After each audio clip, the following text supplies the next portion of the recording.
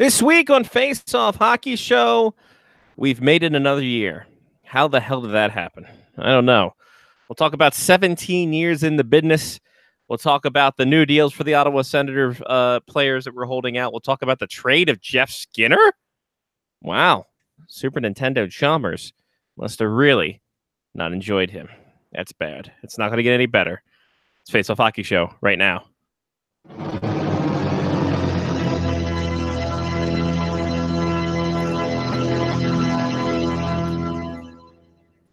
The following program is closed captioned for the thinking impaired.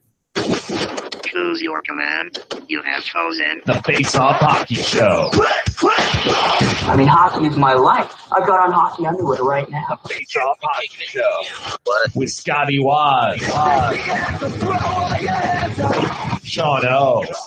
And a breakaway. Big shooting stars!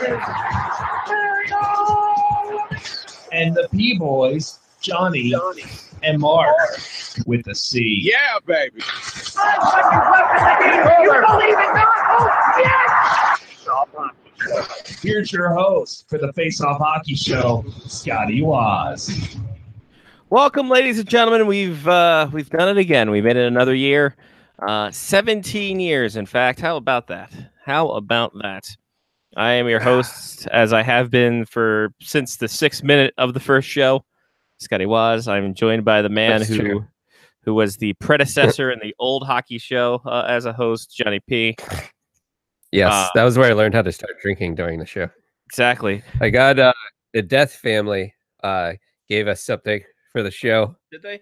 So, I mean, I can't give it to the rest of the people watching, but wow. Fancy. Yeah. Popping bottles is what Johnny P is doing. I hope everyone heard that. Yeah, no, I heard it loud and clear. That sounded good. Fantastic. Perfect. Would have only been better if you started spraying it around like it was an F1 race. Well, I mean, this is my computer. So, yeah, we've made it yet another year. We have made it. This is our 17th year, 47th season, I think we've figured out. At least. And, Johnny, have you read the rundown yet? I haven't read it yet, though. Good, don't. Okay. The 17th anniversary is what? Oh, God. 17th anniversary. Yeah, this is my vacuum sealing cork thingy that I have. Awesome. Also, yeah, look at that. 17th anniversary is Scotch. Oh, that'd be great if it was. Well, I also decided I was going to break this out for the 17th anniversary. The old Broadcast Monsters hockey. Broadcast Monsters hockey, BCM hockey. .net. It's .com. .net. Oh, what? So 17th anniversary, Johnny P. All right. I wish. Right. What is this? What? I wish. Too bad Mark's not here. I know. I wish we could have gotten this. The color is yellow, by the way. For the anniversary color. It's only a modern themed gift. What? Hold on. You can have 17 years in like traditional times. You can, but it's only they didn't give it. They only gave it after the 15th year. It went 20 years. They went by fives after that. In the olden time. So last year it was silverware, which the Caps did us very well by winning the Stanley Cup. So for the 17th anniversary, furniture. They're going to give us a nice Ottoman Empire for ourselves. Oh. And then we'll be fine. It'll be great. Furniture, huh? It's the furniture anniversary, everybody. Oh, we should get a discount furniture sponsor for the next year. Oh, I'm sure Glen Burnie Waterbeds is around there. Maryland Waterbeds, where I used to get all my waterbeds when I was a child. My parents still have a waterbed. It's kind of weird. I didn't realize furniture was something you gave each other. Like, this is a gift for each other, right? Like, it's not just one gift. It's not like you were randomly like, hey, you know what? I think we need a recliner for the house for our 17th anniversary. I'm going to use the joint account. and go buy one of those. By the way, in 7 more years, the modern gift for the 24th anniversary is musical instruments. I'll tell you where to stick that flute. I think hipsters have just taken over the anniversary game and have pretty much just dominated everything. And I don't. Well, I mean, you would know because it would like year 2, 3, 4, and 5 would be gin. Mm-hmm. So, like, I think that if we're past the gin anniversary, then it's probably not the hipsters. Modern theme for the first year is clocks. They don't love you like I love you, I guess, after the song. That's weird. Second year is China. Third year, crystal/glass. Fourth year, appliance in parentheses, electrical. Fifth year, silverware. 6th year, wood. Ladies. So, like 2 out of the first 3 years are like stripper names. Linens and laces the 8th year. Diamond jewelry's the 10th year. Get out. You know what I would love? I would love to see if there was actually somebody who followed this shit. Get them on the show every year. Like there's somebody out there. Yeah, because I want to hear about how this like gift giving thing went over each year. That's insane. I mean, we talk about this every year, and every year it gets more absurd. Right? So yeah, the furniture is across the board. The color of the anniversary is yellow. So that means you have to get them yellow furniture. We'll play. Is that what they're saying? Yeah, you go to the thrift store. You can buy it for like $20. A cheap buy. I like it. Hipsters have taken this over for the good way. Yes. Also, they play Coldplay constantly. The gemstone is carnelian. Carnelian, a brownish red material commonly used in semi-precious gemstones, similar to carnelian and sand, which is generally harder and darker. Don't know. Interesting. Why do those two things have to go together? I don't know.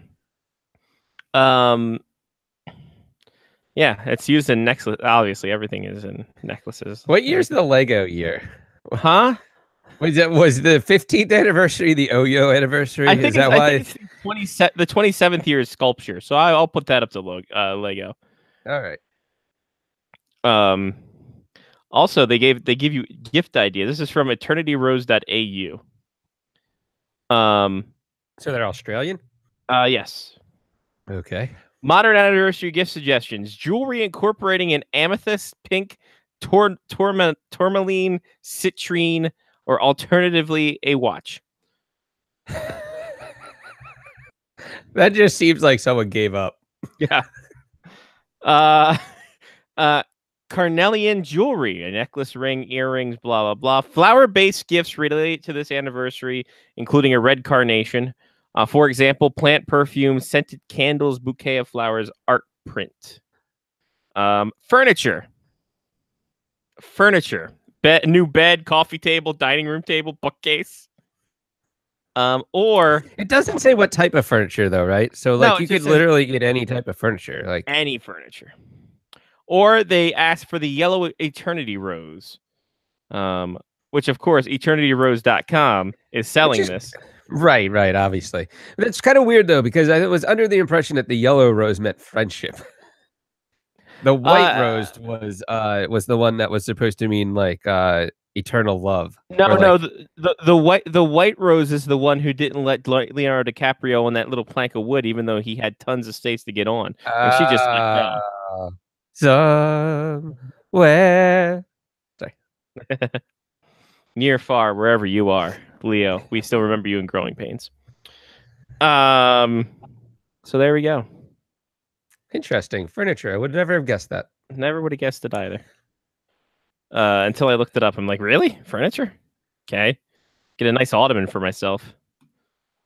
Put my feet up during the show. That'd be great. Lee, how was your week, Johnny? How was your first week of August? Oh, what did I do? The week is weird now that like there's no soccer.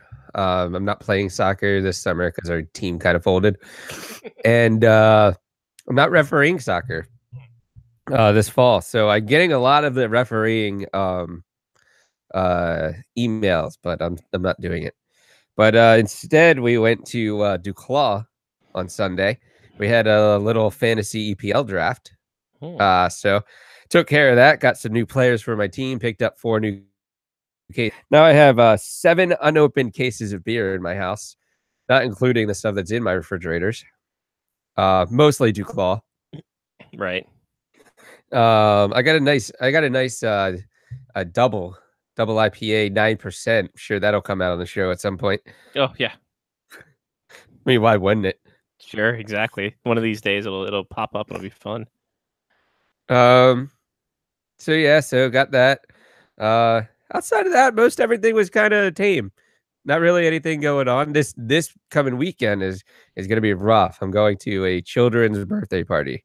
Oh, those are not fun. There are 2 children that are having a combined birthday party. I believe one is 2 and one is 5. So I got to pick up some gifts for children, but there are going to be a lot of children running around at one time in one place. And that is exhausting to me. I don't know how people do it. How many kids be taller than you? Oh, speaking of kids that are taller than you, I was playing Little League World Series drinking game last night. Oh Jesus. Yeah. Whew. It's such an awful game for me. Whenever somebody comes up that's taller than you or weighs more than you, I'm like, Jesus, thank God for the one kid that's 4'8" and 75 pounds. He gives me a respite. There was literally one kid that came up last night. He's 12. Wow. Or actually, I think he said it was 13. 13. He was 5'10", 160 pounds. Wow. That's amazing. And he was from the U.S., so he has a real birth certificate now. Yeah, exactly. Well, you hope so. Danny Almonte had a real birth certificate too. He didn't start in the U.S. Jesus. So yeah, that's fun. So that's about all I had going on. How are the trials and tribulations of Cooper all treating you? He has way too much energy. He's running up and down the halls. He's jumping all over the place. He's just purring up a storm. Healthy as hell. We took him to the vet. Or I took him to the vet the other day. Healthy as a horse. He's doing great. Which is weird for a cat to be like a horse, but here we are. It's a tiny horse. Tiny little horse, yeah. He gallops like one. But no, it's been fun. He's just being himself. Had hang sessions this week with coworkers and the like. It was a pretty dull weekend. I mean, everyone's out on the lake. Everyone here apparently owns a lake home. So it's like, yeah, God bless them. Oh, right. Let's go down to the lake home. I've been. So the new car has Sirius in it. Mm. So I've been flipping back and forth between Sirius FC and Yacht Rock Radio. Perfect. Why wouldn't you? What does Yacht Rock Radio consist of? Please enlighten me. Yacht Rock Radio is some good 90s and 80s songs that are more like watery type song. Like I don't let me see if I can let me see. I wonder if I can Google yacht talk. I talk. Oh, that's another thing. Apparently I'm supposed to be voicing over all of our training videos this week. Oh, that's right. You were telling me that. Oh. So I get to take my travel studio in and Yacht Rock Radio. Oh, comes up Yacht Rock Radio. Let's see what this is. 70s and 80s smooth sailing soft rock. Oh. Yacht Rock Radio. Dude. That's fantastic. I don't think I can play it actually, which is probably good. But Yacht Rock Radio, that's what they call it. 70s and 80s smooth sailing soft rock. Oh my God. Here we go. Can you tell me what's on Yacht Rock Radio? Can you help me out? Can you help me out a little here? What plays on Yacht Rock Radio? Whereas I'm doing the Hip Hop Nation and also LL Cool J's Rock the Bells for old school hip hop. A lot of Ludacris on the old school hip hop. I was very pleased. That's nice. Do it. They ask you what you got in that bag? Yeah, exactly. Here we go. Okay. Here's a taste. Little Hall & Oates, some Toto, Kenny Loggins, Robbie Dupree. Oh, so dentist office rock, like 102. Yeah. Okay. That's some good music. England. That's some relaxing music. Ambrosia, Michael McDonald. If I'm on the lake and I got Toto's Africa, because Weezer's Africa is just a modern version of that. They didn't do anything different with it. No, they didn't at all. If you put on Toto's Africa, I'm sailing on the lake there, I'm having myself a time. It's rough though when you're driving, because you should really be paying attention. Yeah, and if you like don't have a that. caddy, you technically don't have a yacht. Right. I agree. So Let's see. What else do we have here? Yeah, Hall & Oates. Did I mention Hall & Oates? Olivia Newton-John, Fleetwood Mac, Lionel Richie, Steely Dan. What channel is this? I might actually have to listen to this. It sounds fantastic. Yacht Rock Radio 71. Okay, cool. Sounds right. It's in that, I think it's in that 70s range. Mhm. That 70s line. So yeah, so those are like the two, and then I mean I have Beatles radio, and then obviously the 80s and the 90s and 2000s and the alt rock station that's like effectively 99.1 but a more modern version. Exactly, without Johnny Riggs.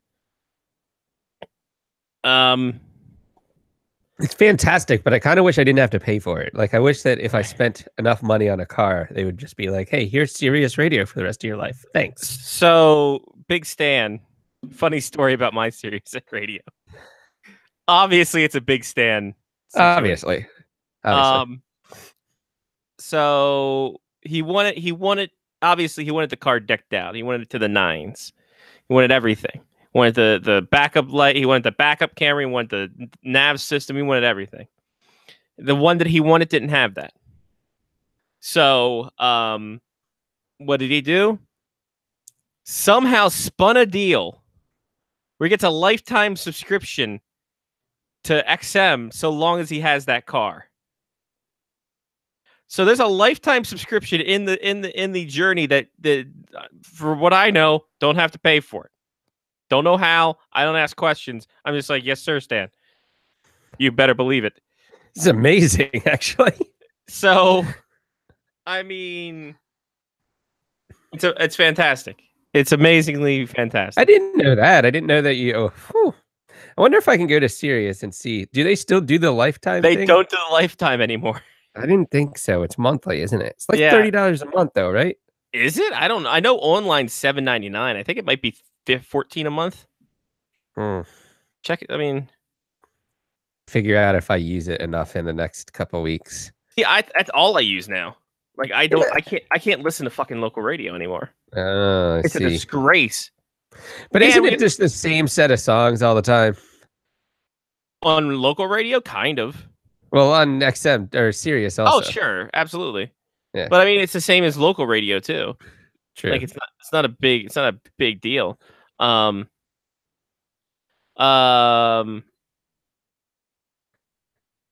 The all right, so I was just assuming they were going to email me after like 3 months and be like, "Hey, do you Right. still want it?"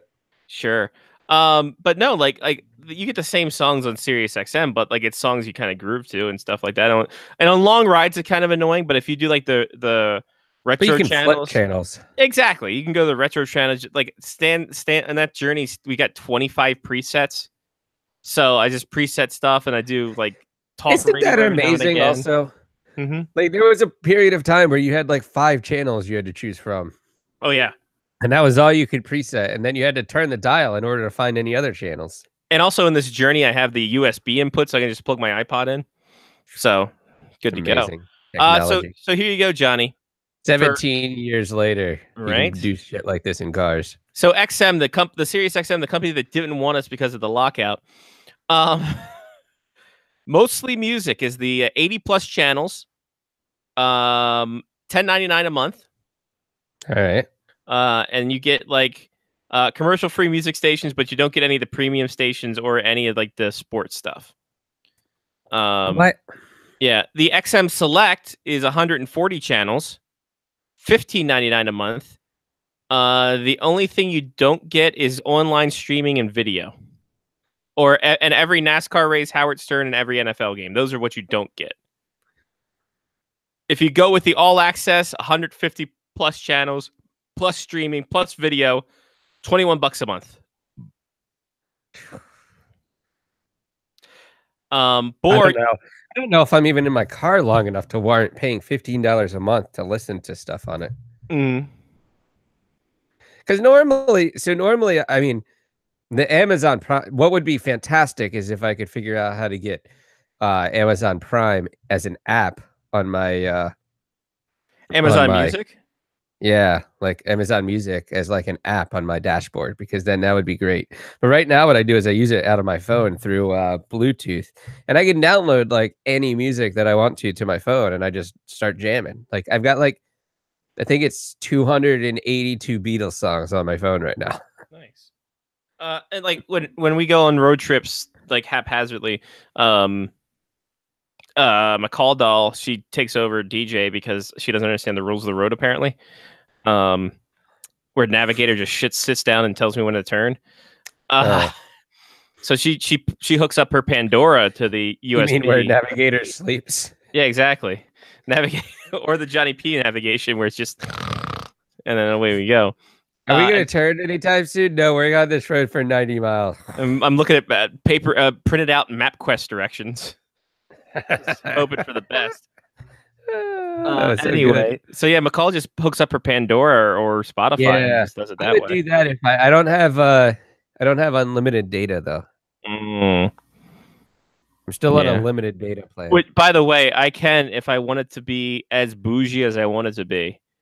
The Journey is wired for Wi-Fi, so nice. I could use Wi-Fi in the Journey.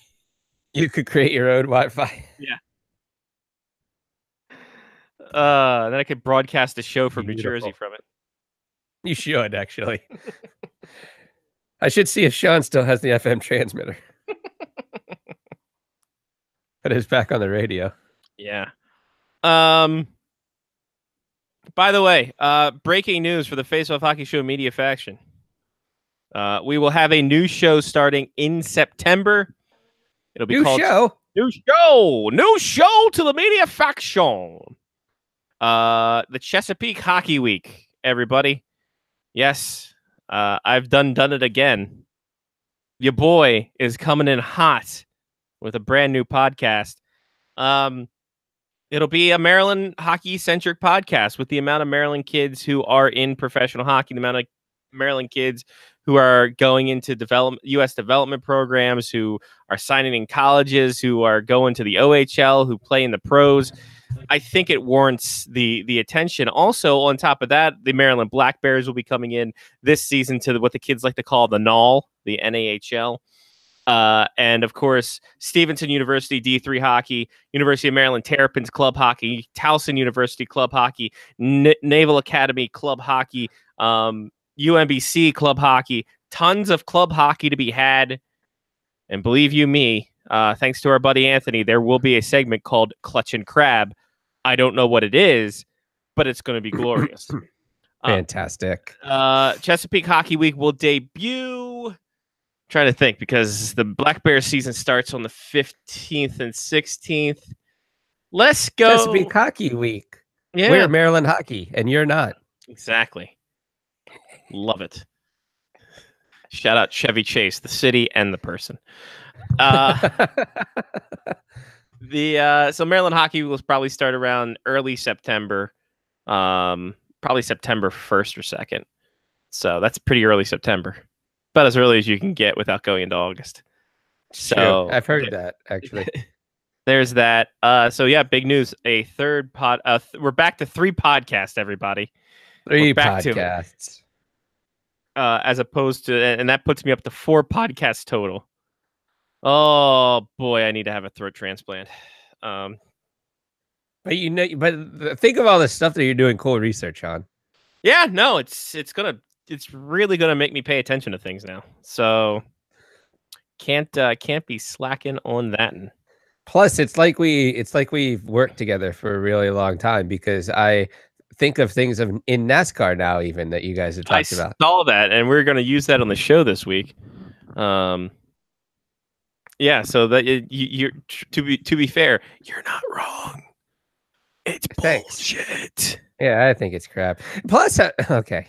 I almost feel like I should just come on to Pit Stop Radio this week. Hey, it's called In the Draft with Wilson and Waz. Pit Stop Oh. Radio got taken by some UK blimey bastards. Sorry. In the draft. I'm watching it, and they don't even give the like regular full-time NASCAR drivers points. Like Nope. basically they're just like, hey, so we're gonna put these guys in here just to fuck with your lives. Pretty much that's what it is, because each year they have to determine which points championship they're going for, and then any other series they run in, they can't get points, but they get the money, and they get the seat time. But they can only drive up to, I think, 5 to 7 races a year before they just said, no, you can't, no more. Sorry. That's so dumb. It is pretty dumb. I'm looking forward to when Manny Machado can go down and play in the in LA's farm system for a couple games. Well, to be fair, we do. That's been brought up, and I'm like, oh well, there are things called conditioning stints, and that's fine. But these guys aren't hurt. No, they're not. That was the other thing. It's like, wait, they're not hurt at all. Hold on. If they were hurt, then I'm fine.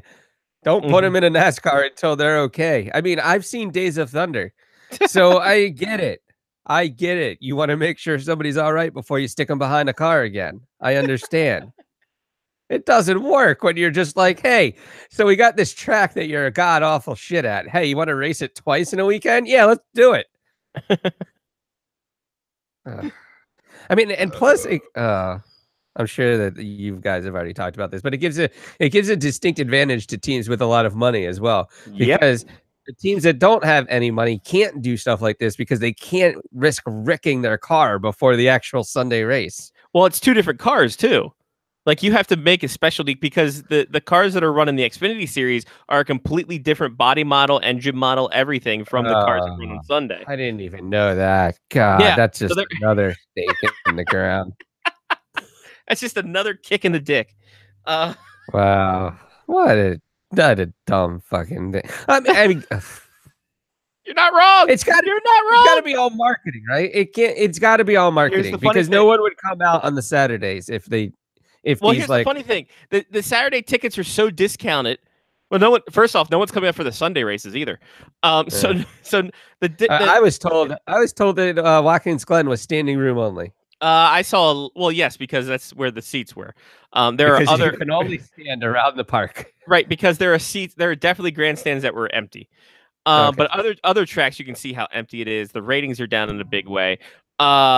The kids get in free on the truck races and Xfinity races, and super discounted prices for the Cup races. So they're trying to get kids into it, not doing it. The reason why Xfinity Series teams have the big name drivers, so sponsors show up, because if they don't have if they have an unknown driver, big time sponsors aren't going to show up. But how are you going to link a driver to a sponsor if you don't give that kid a chance?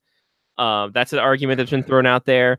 Like you said, the smaller teams have no shot of winning and then getting better prize money to make themselves better. Trying to think of what else. I would take the last 10 teams in total points from the season before and allow them to race in both series. Because then they can make extra money somehow. We have talked about that. We have talked about relegation of drivers if they don't finish within a certain time. We have talked about all kinds of stuff, and then NASCAR doesn't. You know why? Because NASCAR doesn't have a marketing team.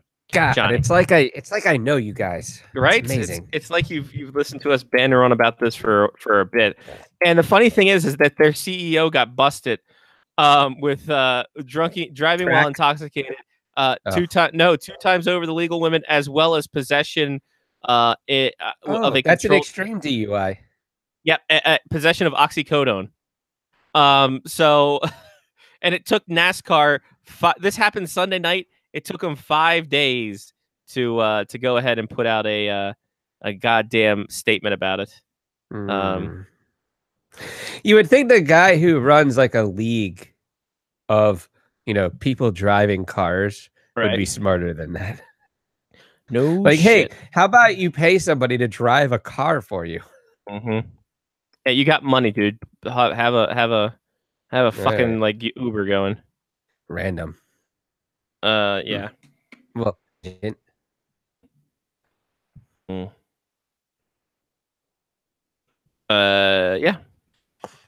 All right.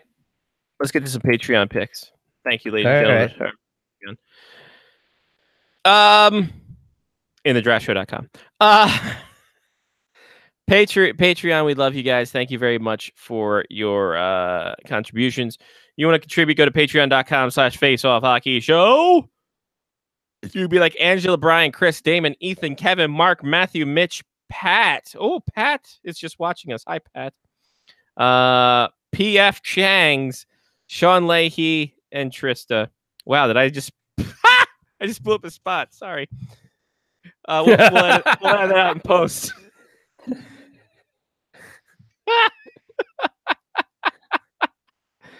You could be like them and famous lime aficionado, Sean. Are you not allowed to say that people are watching live? Right. We should be able to. Thank you guys for patroning. Patreon.com/faceoffhockeyshow. We missed last week because we did Game Show Wednesday. So we're gonna do both of them this week. The one that was voted upon, however, Johnny, was our favorite memory. The two that were put there, our favorite memories of the show for 17 years, and also hockey players mentioned, parodied, or actually in movies, as the passing of Stan Mikita and Stan Mikita's Donuts was a big thing. Yeah. This past week. But favorite moments of the show in the last 17 years.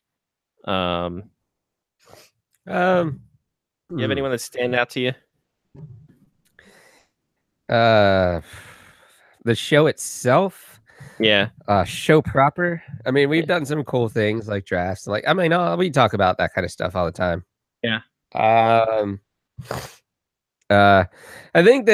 think my favorite show was the Thanksgiving Day show when Laura and Eric brought Thanksgiving dinner to the studio. I think you were in Calgary still. Probably. Sadly. But we had like an actual Thanksgiving dinner on a Wednesday night. The most drinkingest night of the year. We did a fair amount of drinking as well, if I remember correctly. Nice. But who knows, really? Who's to say?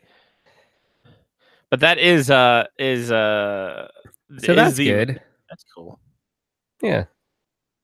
That would be my favorite, I think. Do you have it? We can just throw out ones that's really stand out for me. The obviously the Joe Thornton trade was a good one. Yeah. The Laura versus Lyle debate of Eric Lindros. That was good. That was a big one. I mean, people still bring that up. Sean Leahy coming on the show. He's fun. Constantly. Love Sean Leahy. I mean, he's on more than Mark now. The best part is when before he was famous, doing popjocks.com and being a mascot for a local soccer team. He would send pictures of too. Yeah, he'd send pictures of himself dressed up as Teddy Roosevelt. It's a good time had by everybody. I remember when we went to the draft in Minnesota and sang Bohemian Rhapsody to try to figure out if the stream was working. I have that stream, and there are some things that cannot be said on that stream.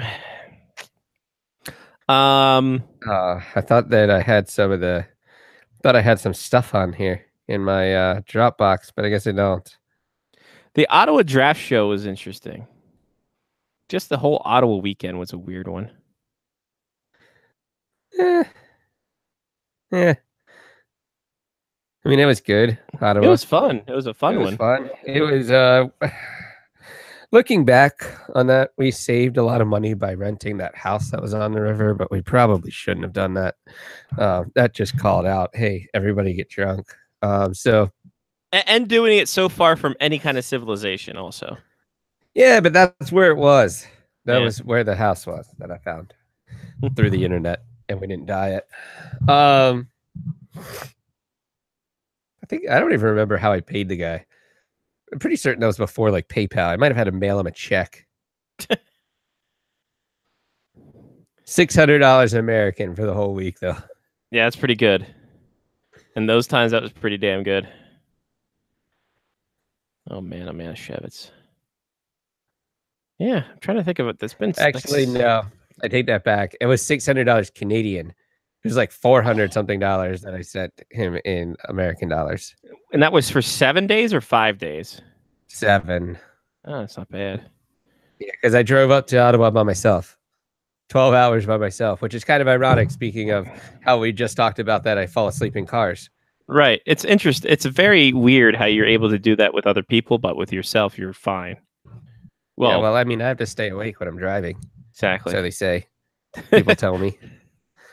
So the courts have told me. What else? I think one of my biggest memories of the show is always going to be finding a Radio Shack in those beginning years. Like, oh wow, yeah. Like the show in Nashville.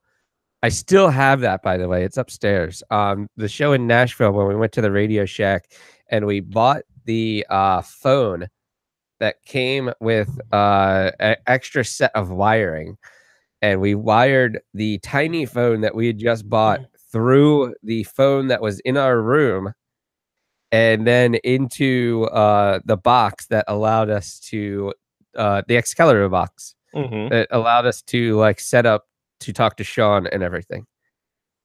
I still have that. That's definitely amazing. Upstairs. The tiny blue Radio Shack phone. Maybe I'll bring it on the show next week. Be great. So yeah, Radio Shack trips. Vancouver.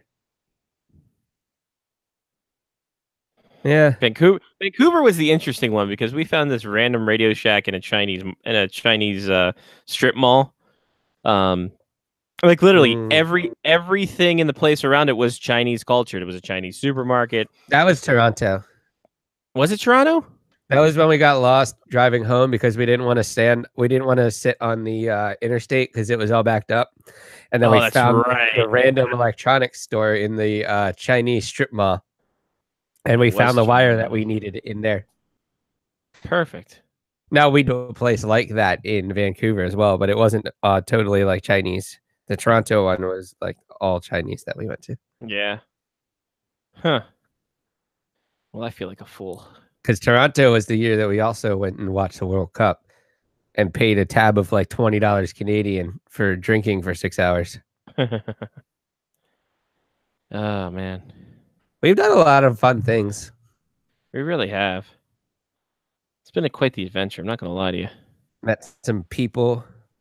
Met some really all good over people. The world. Yeah. Mostly Canada, US. You've met people from Britain.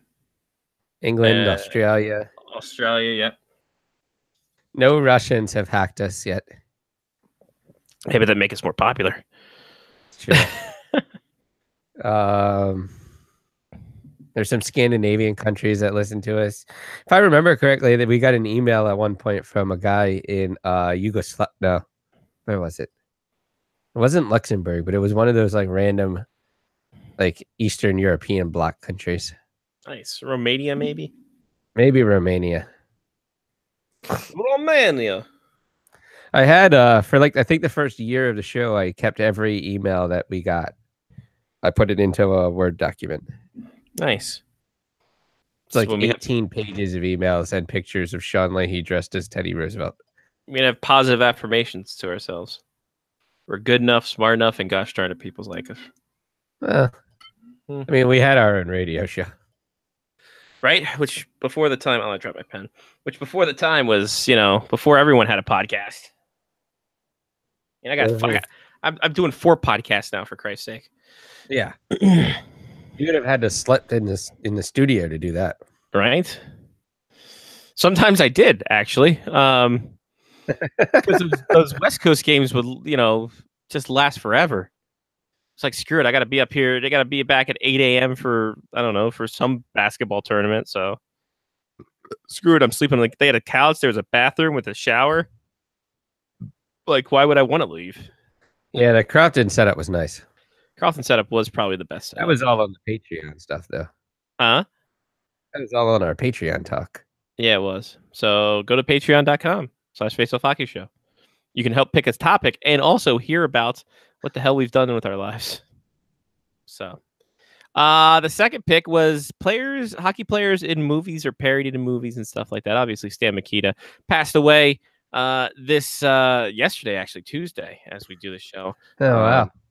Yeah, he was quite the iconic figure in Chicago. He was 78 years old. He'd been battling some illness for a while now. This weekend, when we do the Soderstrom Bubble Show, we'll be talking some Stan Mikita stories with Jen.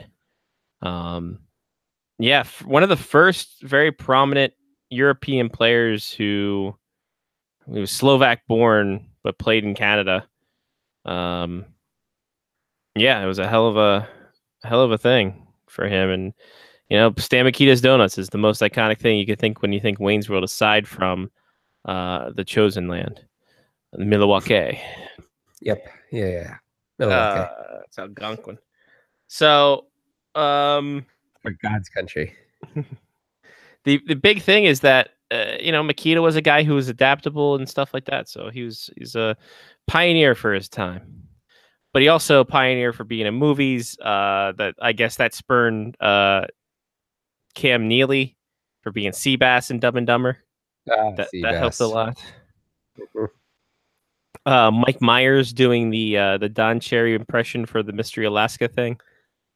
But I mean, that was technically a hockey movie. Yeah, you're right. You're not wrong. I mean, I feel like we have to take hockey movies out of the mix. Cam Neely and Dumb and Dumber. That's mentioned. Probably it, right? Cam. No, I think someone was in. The guy in Friends, that was a Devils fan, right? Does that count? Oh, that was in Seinfeld. In Seinfeld, yeah, he wasn't hockey, but he was hockey related. Yeah, no. Hold on, we found Bleacher Report with their slideshows. Has some players in motion pictures. Love Guru. That's Love Guru hockey movie to you? I don't think Love Guru. I have a feeling that Love Guru was not a hockey movie, but it had hockey in it. Right, it should have been. Sudden Death. Sudden Death, yeah, that counts. There's a lot of people in that movie, though. Yeah, Robitaille, Naslin, Bernie Nichols, Jay Caulfield, Ken Reggett, Ian Moran. Ian Moran, who was credited as playing Chris Chelios. Interesting. Weird how that works.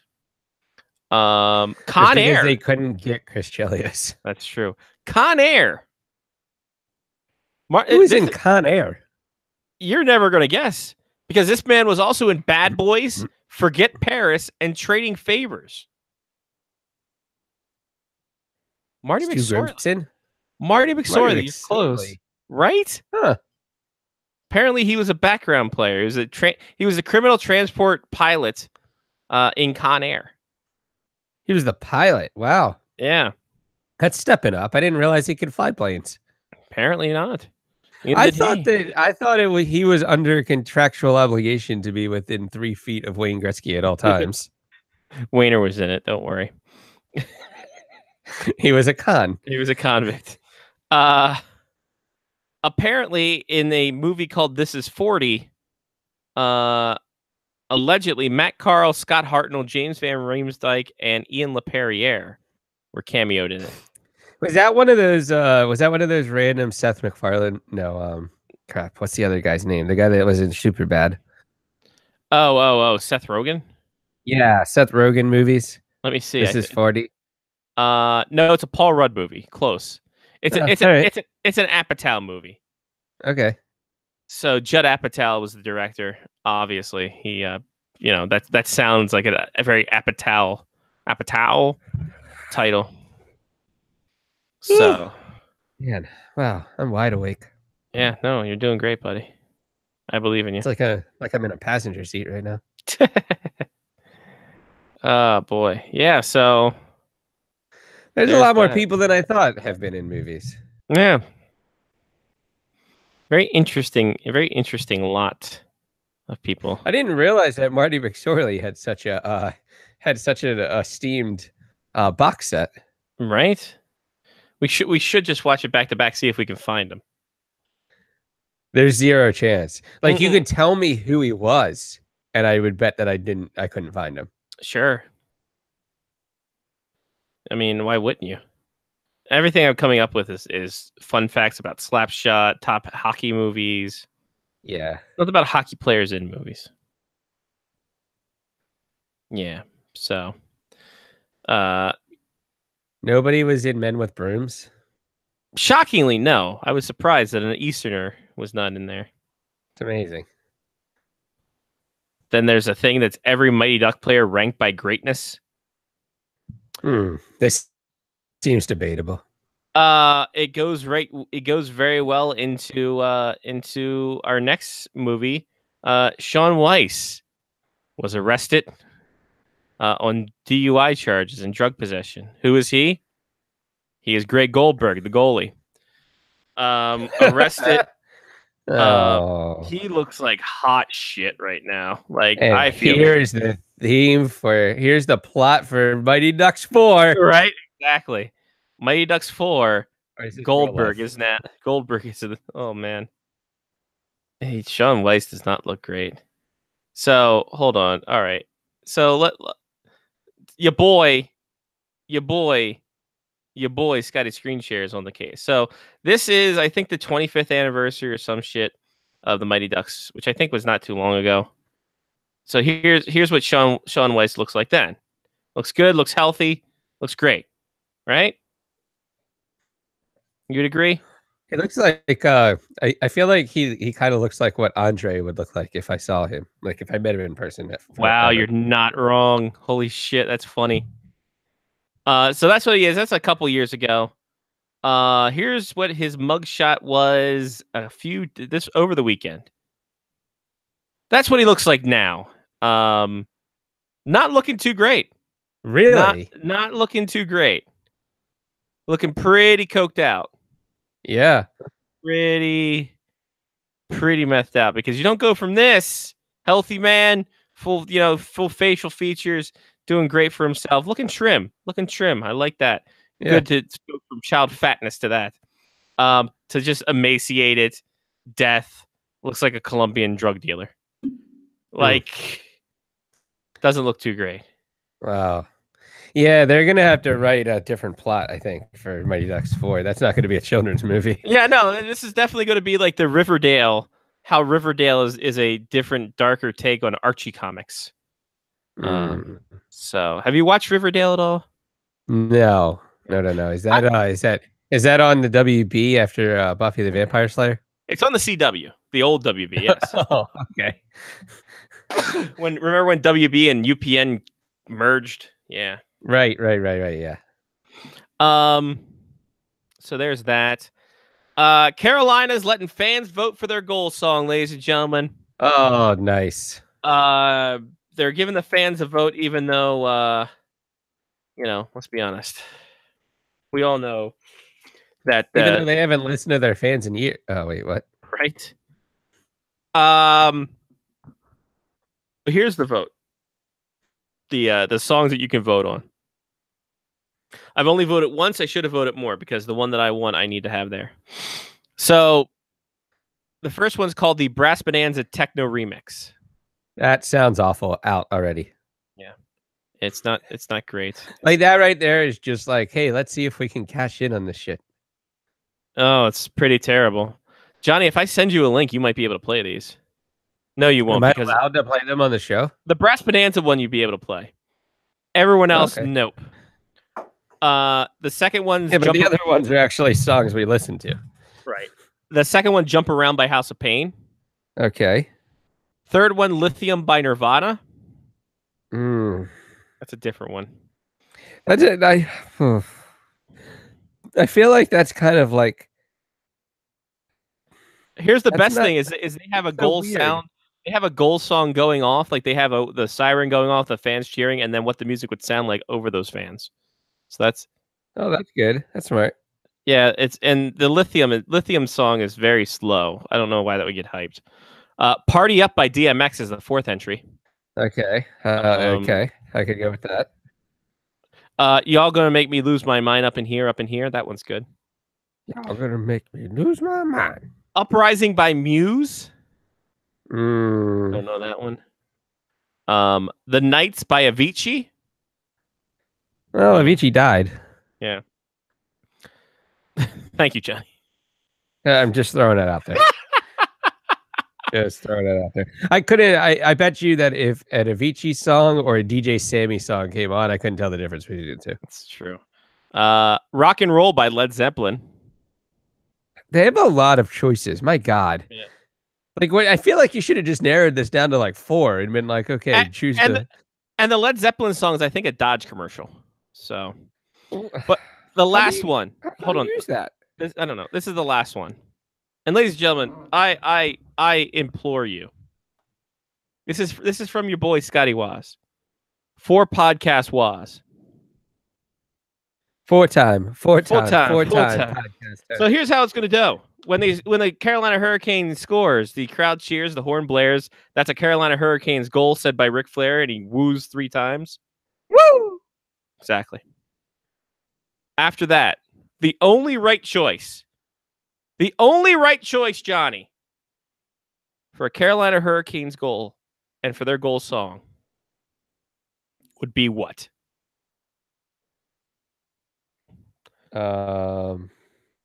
It's out there. It's for the taking. I listen. Hold on. Can this really be it? Because if this is, if I'm thinking that you're putting down what I'm thinking you're putting down, this has to be the only choice. I mean, why would you not choose P.D. Pablo? Like, he has to be the choice. Raise up, take your shirt off, and twist around your head like a helicopter. Wow. If there was John P. O'Connor would show up on the show, it would be right now. David, it's not. Pete like Comey is rolling in his grave to try to vote. He's not dead. That's the worst part. We put him in a coffin for no reason. Oh. Is this on Hurricane's website? Yes, it's on her. You've submitted the form once. Oh no. Yeah, it's on their website, and you can vote. Okay, I found it. Sound off. It says, "Okay, I'm gonna play the Brass Bonanza crap." Please, because it's fucking garbage.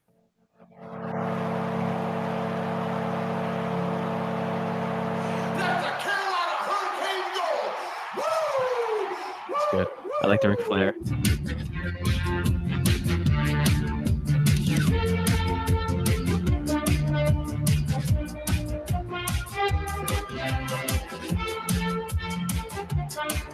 Wow. Okay. That is hot garbage. I can't take that anymore. Like, NHL 94 would be like, no. That is hot garbage. But no. I like how they God, I wish I could play this. Now I want to play it. I'm gonna have to play it for myself. Maybe I can play it like not plugged in so that it's really low and I can listen to it myself. I do like how they have fan noise and the goal sound, and they may have pumped in a little too many fans, but neither here nor there. And then they have Ric Flair. The Ric Flair bit is a little off to me. Yeah, it's a little. I feel like the second and third woo need a little bit more pause between the two. You can't go woo, woo, like, woo. Honestly, is there like it's weird. He hasn't recut that since like 2004. Maybe the one woo then. They don't need all 3. Right. Just loop it. But if you do not pick P.D. Pablo. Do I have to like oh no, good. I can not listen to these and just pick P.D. Pablo. Raise up. Vote. P.D. Pablo is not your vote. You're doing a disservice not only to yourself, but the Carolina Hurricanes fans everywhere. God, I want to hear this now. God damn it. Why would you do this to me during the show? Well, mute your microphone. And then mute the wait. Yeah, just listen to it that way. Can you hear me? A little bit. Yeah, just mute yourself. It's fine. You can North Carolina turn it off to hell they have and who am I? P.D. Pablo motherfucker. That's like it's an anthem. It's a North Carolina anthem. Actually says North Carolina in it. Like, how can you not have that as your goal song? Like, I'm gonna say this, and I'm gonna say that I give the Buffalo Sabres full on credit for doing stuff like this. But the Buffalo Sabres started this. Yep. The Buffalo Sabres decided they were going to put together a kick-ass goal song and allow their fans to vote for it. And I think their goal song's fantastic. I sometimes watch their games when I get free weekends of NHL preview just to hear the goal song. Like I would possibly watch some of the Carolina Hurricane games if they would have Petey Pablo just to hear the goal song play. That's fantastic. Why wouldn't you? Like, what's the downfall? And Nothing. plus, you're going to have people taking off jerseys and spinning them around their heads like helicopters. Exactly. It's fan interactive. It's amazing. Shout out God. Petey Pablo. If he doesn't win this, it's rigged. He's And not dead. Oh, If Petey Pablo Raise Up does not win this, Thomas Dundon is dead to me. oh, wow. Well, I mean, it'll depend on who Sean and Greg back as their votes because you know that they have lemmings as followers. First off, Greg said will win. He says Raise Up will win. Good. He thinks Party Up should win. Why? It's DMX. It's a decent. That's a fine hype song. Yeah, but it's not North Carolina. It's not North Carolina. You're right. You're absolutely right. He said should be banished. I think he said the Brass Bonanza one should be banished. Yeah, that should be banished. However, that was hot shit. Sean P. Hot shit. Sean P. Leahy. Which God, that needs to be his name. We never found out what his middle name is. It might be. I think his middle name's Sean. Sean Leahy. Really? But Sean spelled with an SH. AWN. Like Sean Donovan, SHEAN. I didn't name my first child Sean, SHJON. John. That's how you be narcissistic without being narcissistic. Right. Sean Leahy picked the Brass Bonanza because he's a Whalers apologist, I guess. What a wanker. Right. No, Petey Pablo wins this hands down and shirts up. Yeah, exactly. Remember when they remixed that song for everyone in the East Coast? Plus, outside of yes, actually, I do. Plus, like if we're really going with this, like the Capitals theme song, they could change to like the thong song. I mean, he was close enough. Why wouldn't you do any Wale? Get a little Wale in there. I mean, you could get some Wale. I don't know any Wale. I don't know any Wale either. You have the St. Lunatics. You could just play their part of damn, what's that song? Around Welcome to Atlanta. Yes, the Welcome to Atlanta remix. Yeah. You could just play their part of it. St. Lunatics should definitely be part of that. And just have Fred Brathwaite and Fernando Vina jockeying for position on the screen. Might as well. Sure. It's long enough for a goal song. I think so. I feel like anytime a city or a state is named in a song, that should be that team's goal song. Absolutely. As long as the song's good. Like you could have a crap song that like just names something. You know. Mm-hmm. You don't want Bubba Sparks in it or anything because that wouldn't help out the team. I don't know. There's no team in Atlanta anymore, so I guess so, yeah. But yeah, I don't see what's wrong with this. So Johnny Cash's song "I've Been Everywhere" should be everyone's theme song, is what you're saying? Sure, okay. Like just their city parts, or like California.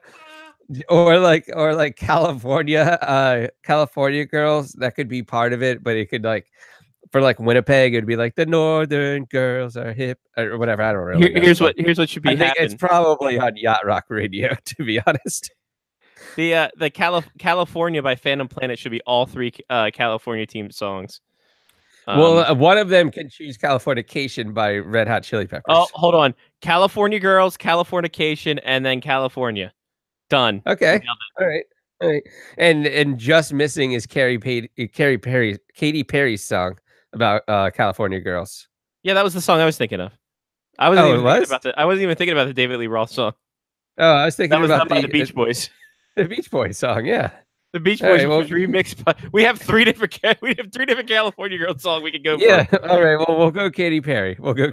I give you that one. I didn't realize that was also called California Girls. to be Yeah, no. honest.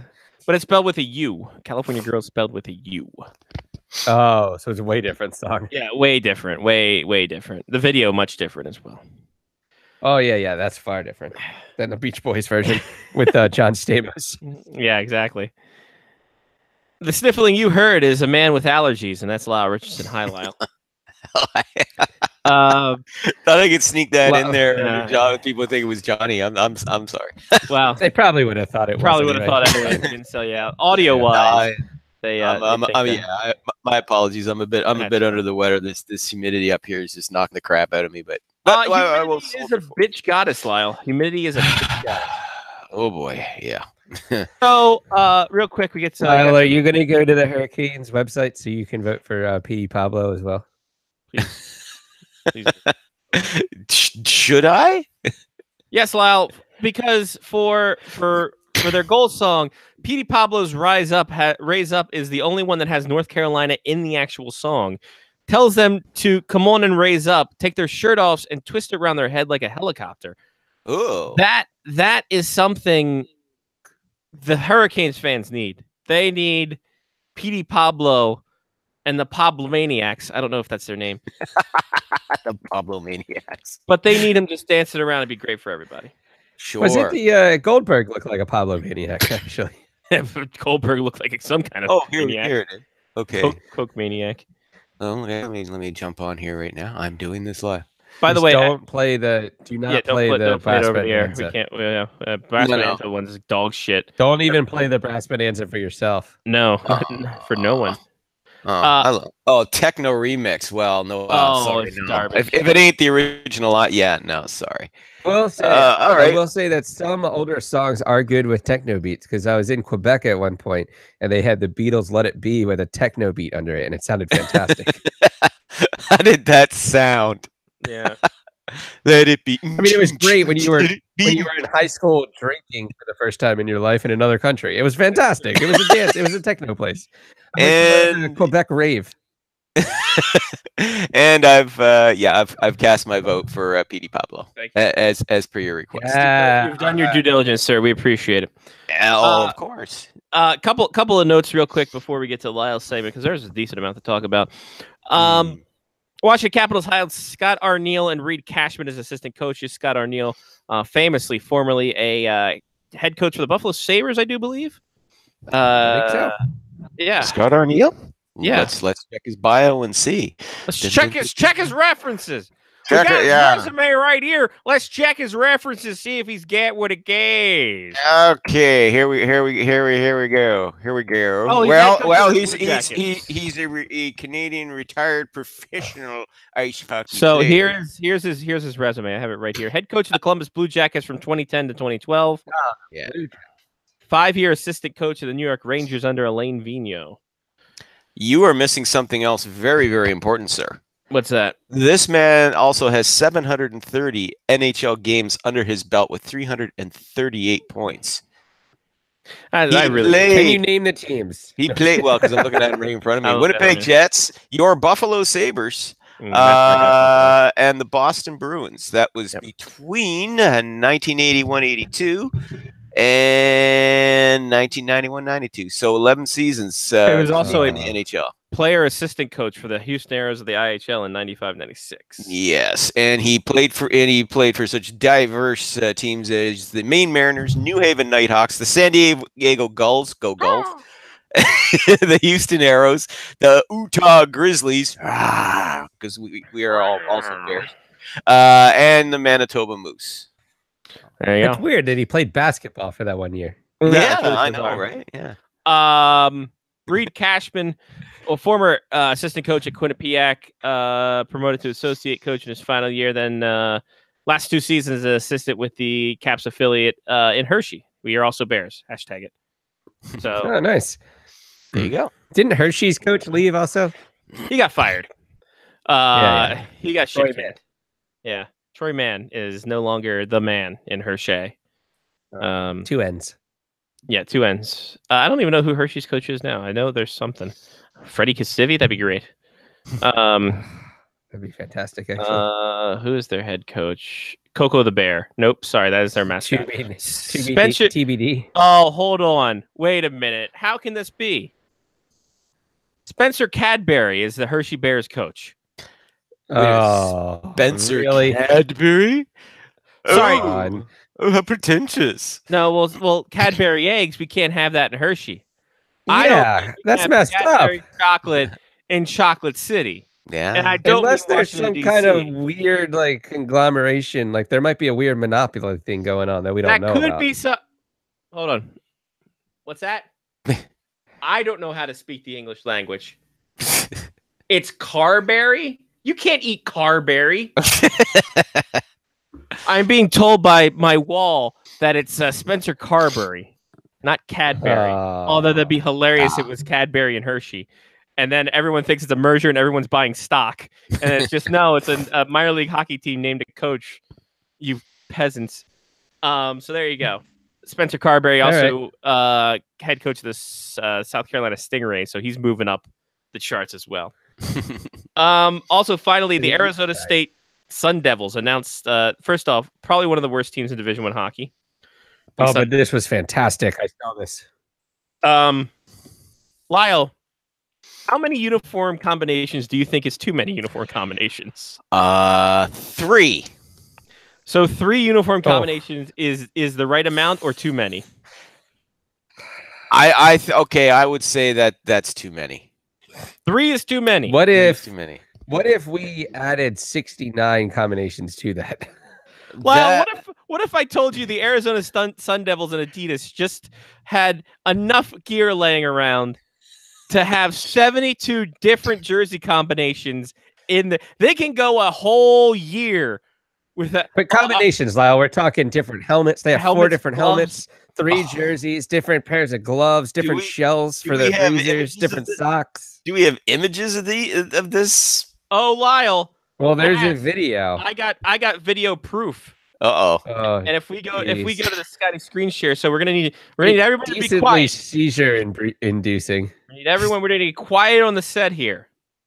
So here we go. ASU, as it goes. It's just techno music over top of it. It's a new tradition. Their 3rd year in Division I. Sun Devil hockey. Look at that perforated numbers. Got Adidas. They can't even afford a thing. They have the guys logo. The lighter, stronger, cooler. Perforated number system reduces weight by 60%. Lyle off the top. Climate fabric. Look at that. It's got C with Arizona in it. He's got a helmet. He's got another helmet. He's got another helmet. Look at those socks. Look at those jerseys.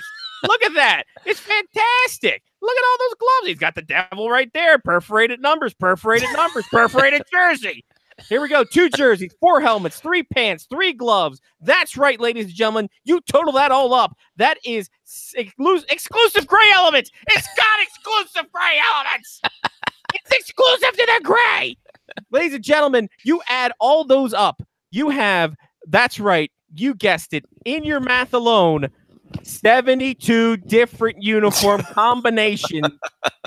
The most in college hockey, because why would you have more than 3?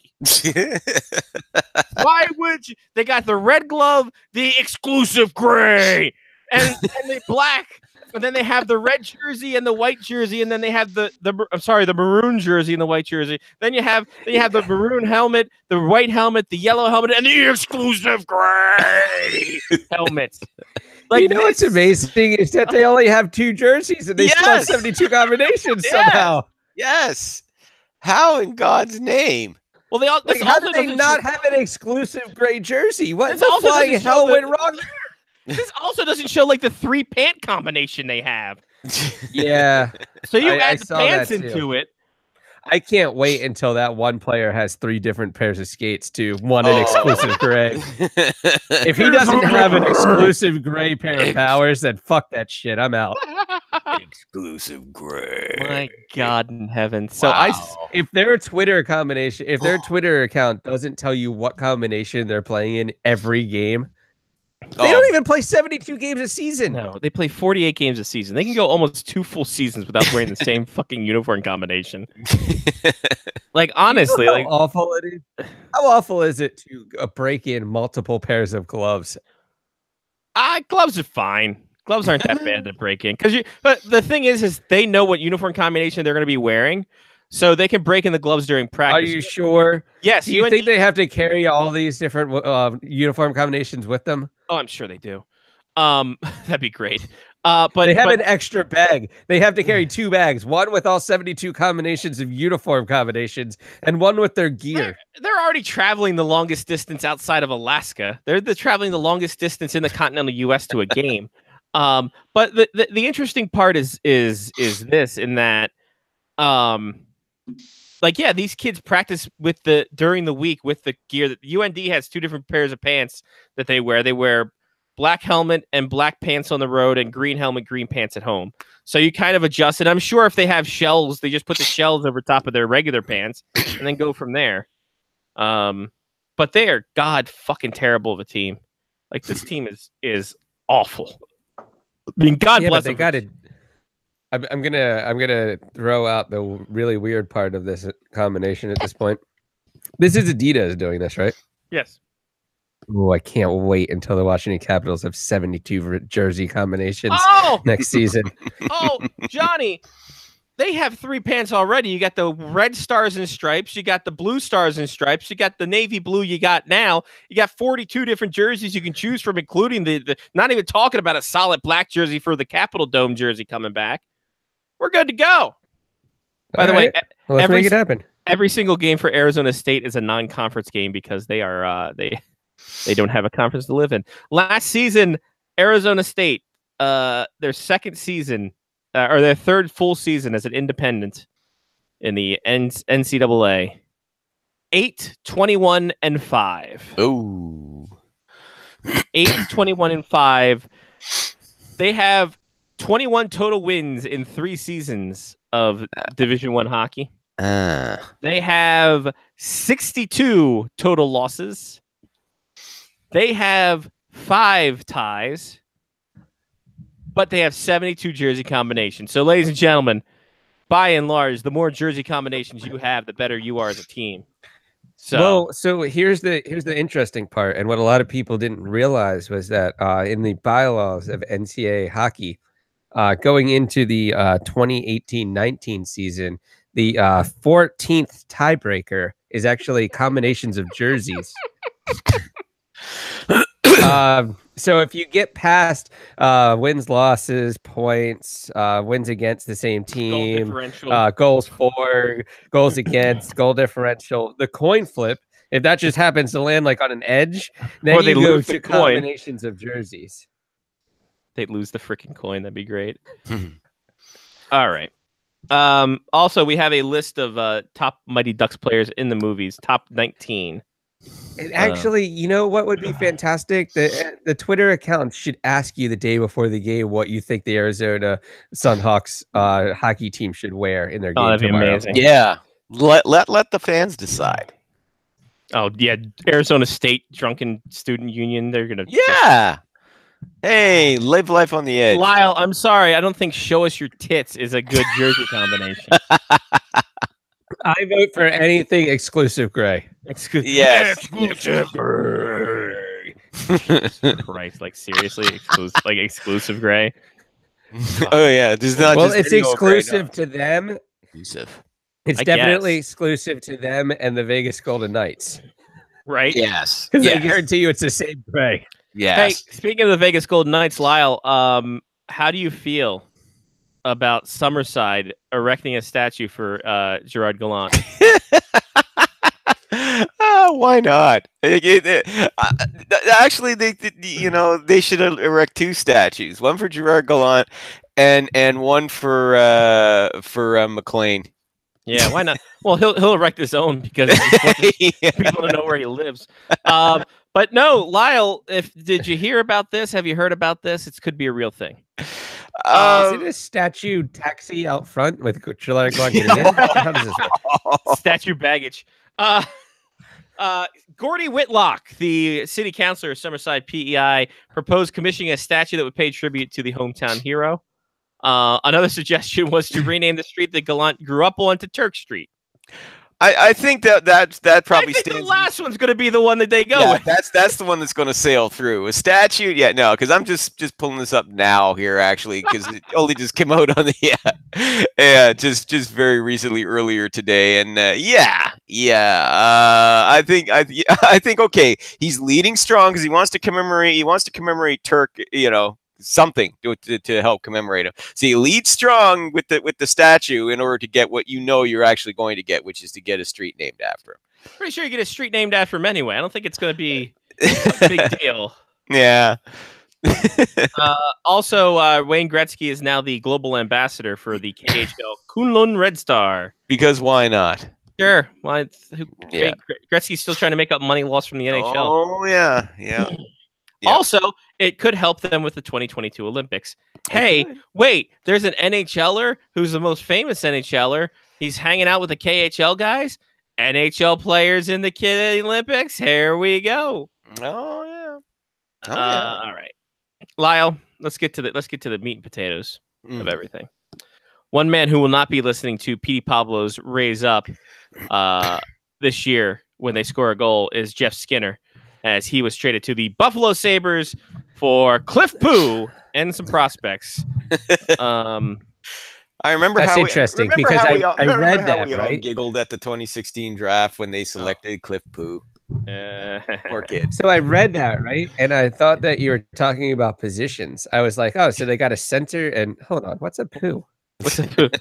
What's that poo? A character on the Simpsons. I was like, bump. I'm like, they got a center and a punter somehow. How did this work? There's one upside and one downside to Cliff Poo's drafting.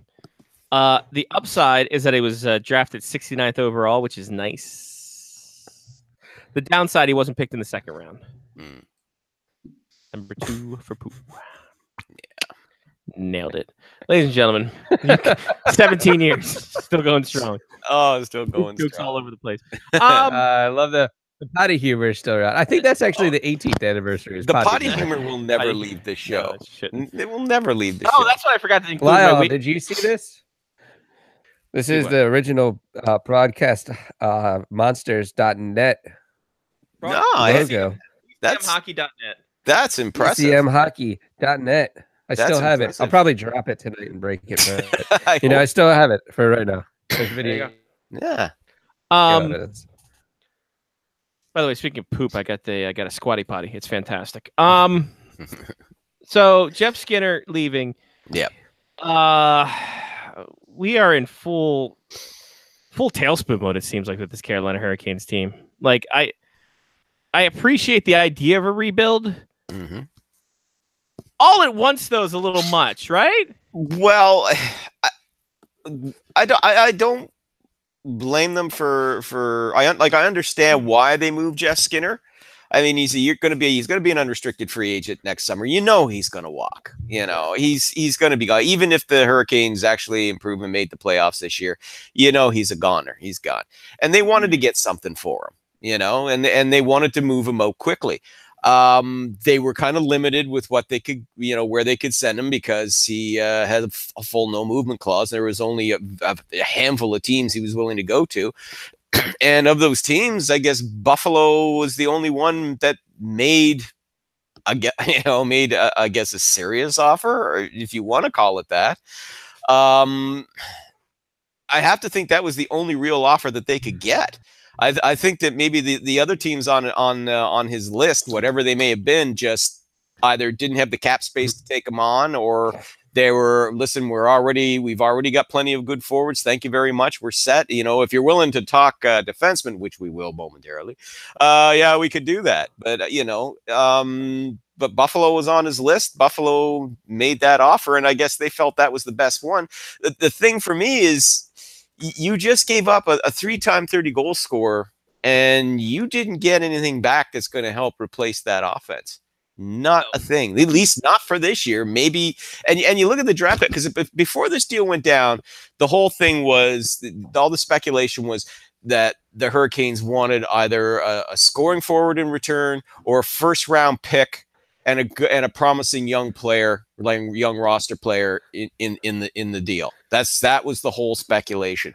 And instead, you look what they got. They got a prospect who was selected. It was a third round selection in 2016. They got that coup. You got a second round pick next year in next year's draft, and you got a third and I believe a sixth in 2020. That's what you got, for Jeff Skinner. I think that's what really raised the eyebrows, was just like, really? And then they turn around and say, because the automatic assumption after that is, well, this must mean they're going to be trading Justin Falk. Everybody was speculating about him as well. He was part of those two amigos, if you will, the dynamic duo of Carolina Hurricanes trade chips, with Jeff Skinner and defenseman Justin Falk. And everybody assumed that Justin Falk's going to be traded. But Don Waddell, the GM, says no. Said, no, we never talked about trading him. That was just assumptions people made. Now, yes, we're going to be paying this guy an actual salary, $6 million a season, next season, and the season after. And yeah, he could end up being a third pairing defenseman. Gee, that's a lot of money to pay for a third pairing defense, because their blue line is friggin' stacked. Yeah. That's one thing they do have a big area of strength is on defense. But regardless, the assumption was, well, they'll trade Justin Falk, and Waddell's saying, oh, no, we're not shopping him. Of course, he leaves the door open, saying, now, if any team's willing to step up, of course, we're willing to listen, So long as it's in his 15-team trade list, of course. Yeah, well, no, Justin Falk has modified no trades, 15 teams. Just started this year, did it? I believe so, but that's what I'm seeing on Cap Friendly. Oh, well, if Cap Friendly says it, they must. I didn't think they had a thinking off the top. Yes, it just kicked in for this season. That's why. Yeah, but still, 15-team no trade list is better than full no movement clause. And there's only 3 teams I want to go to. So you got to figure that even though Waddell is saying, oh no, we're not going to make any and we're not going to trade Justin Falk to bring in a goal scorer to replace that score, you got to figure that's going to happen, because you look at their roster and they're going to be looking at young kids to try and to step up and fill that void. You're going to be looking at, you're already putting a lot of pressure on Sebastian Aho anyway, but Aho has proven that he can handle this. I mean, he's only going to get better. Teuvo Teravainen, he really picked up last year, so he's going to be fun. But those are going to be the 2 guys you're asking to carry the load. You're going to be asking for Victor Rask to have a bounce back season. You're looking at Andrei Shvetnikov to at 18 to step up. You're asking Valentin Zykov, to step up and be a goal scorer for you. I will say, in the AHL, a monster, but AHL results is not indicative of future gains in the NHL. Exactly. So they're taking a hell of a gamble here, hoping that these kids, and Nekash, I believe, is the other kid that Nekash. We got to be Nekash. That's how you pronounce that. Martin Nekash, Necas. I don't even see him on my list. Holy shit. Okay. Yeah. Well, he's another Johnny one, that they were projecting could make the roster and step up as a scorer, but that's a hell of a burden you're putting on those kids, to be able to do that. So I think at some point you're going to have to trade Justin Falk for a goal scorer. If you're hoping to make the playoffs this year, because that's their whole point. That's their whole talking point here.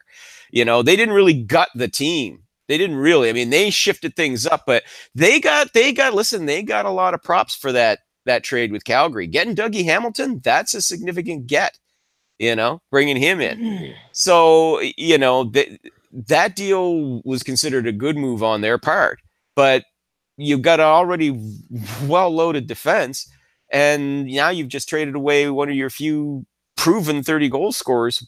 How are you going to replace that offense? So, that was the biggest surprise coming out of all of that. But so Carolina wasn't like super close to making the playoffs last year. No. Right? Like they were like the 4th team, I think, in the Atlantic. Are they in the Metropolitan? They're Metro booming. Yeah.